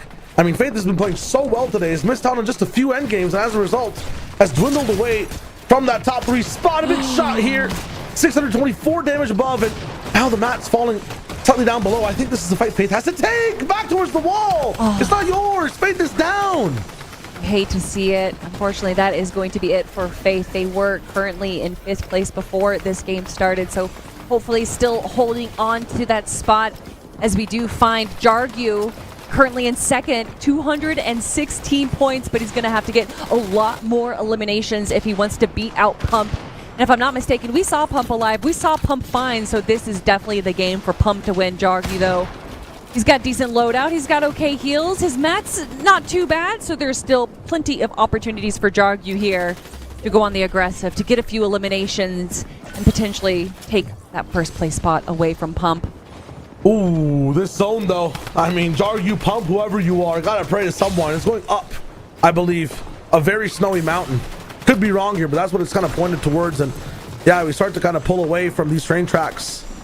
This entire engine, this entire train of a lobby is about to go high speed and towards the top. Hopefully it doesn't come crashing down after the fact. Lots of builds here for Big Face Mongrel. Jargu, a free run on low ground. How far can he pull this? 4 builds used, still free running as everyone else is confused as to what to do. He has made one of the freest rotations I've ever seen and is in a spot to take away the game nice and clean. I love it. The early rotation into getting a favorable position into zone. He's not that far away from Storm Surge, so by putting himself into this position early, he might be able to get a few tags onto these players rotating around him. However, we have to look into our first place player, Elite Pump, with just 1 elimination, currently sitting in the mid ground right now. Not going to go too aggressive, not going to go for the high ground, because right now, Pump just needs to stay alive. He doesn't need eliminations. He doesn't need to make any crazy play. He just needs to stick into the game, make it into the final 10, make it into the final players so that he can collect those placement points. Big Phase Mongrel also looking to collect some placement points over the 200 benchmark that we're looking for our top competitors right now. 1 elimination to his name as well, and a decent loadout, gets a shot, but not going to be converting it into an elimination right there. Right now, he's just watching the lobby. He's trying to see if anyone wants to try and jump onto his box, and instead he's going to be jumping onto other players' boxes, going for the rotation, but unfortunately makes a misplay there. Does finally get the dash onto Sub-Zero, but that's okay, Big Face Mongrel. If you're going to make a mistake, you might as well recover from it. Yeah, heals up. Jargu up in second place. We have to watch Pump right now. We have to see exactly where Pump is in this moment. If Pump is alive and he's thriving, he is winning this tournament if he makes that top 20. Looking for Pump right now. Jargu might just end up going down too. He's trying to surpass him, but Pump needs to stop getting points. I'm looking over on the map, seeing if I can see his name. Doku going down. Mongrel still fighting to maybe take that second place spot away as well. This might just be Pump's tournament now if he's inside that top 20. Mongrel, 215, still moving forward. Not much to see for the moment right now. Keeps it calm again. Good movement from Mongrel. It's going to be nice here for the moment. Med getting back up, is able to move around. There is Pump, 277 points on high ground. Jargu is up in the business as well. Takes 1, gets the refresh, falls down. Nothing left for him. No more builds. Cozy looking uncomfortable. Right below him underneath the floorboards. He gets asked to go to the basement, and he's not scared of the dark. Turn the furnace on. Do whatever you want. No lights. He's not scared. There's no fright. Jargu is there. 241 points. Catching up to the big leader. He has to climb up. Elim by Elim. 221 up to 222 for Big Phrase Mongrel. He's making it work as well. Oh, so many big names right now at the end of our final game of the PlayStation Cup. Everyone doing whatever they can, trying to get all these eliminations, just trying to control the lobby. Yes, here on the front of zone with a little bit of a graphical delay, but or issue, but it kind of looks really cool. There's so much that can happen. Jargu, 243 points now. Does get a shot onto Backtalk, but not able to get the elimination. Can he get the elimination here? But instead, quickly looking at Big Phase Mongrel, staying to the front of zone right now. Only 23 names to his build. Not too much in the way of heals, but so much is happening around him. Backtalk getting an elimination onto Rixor. We don't know where Pump is just yet. I'm guessing he's probably still sticking to the front side of zone. Yesir still on height right now. Still on height. It's all on Mongrel right now. He can make the biggest difference in winning this one. Here are the last final 5 players.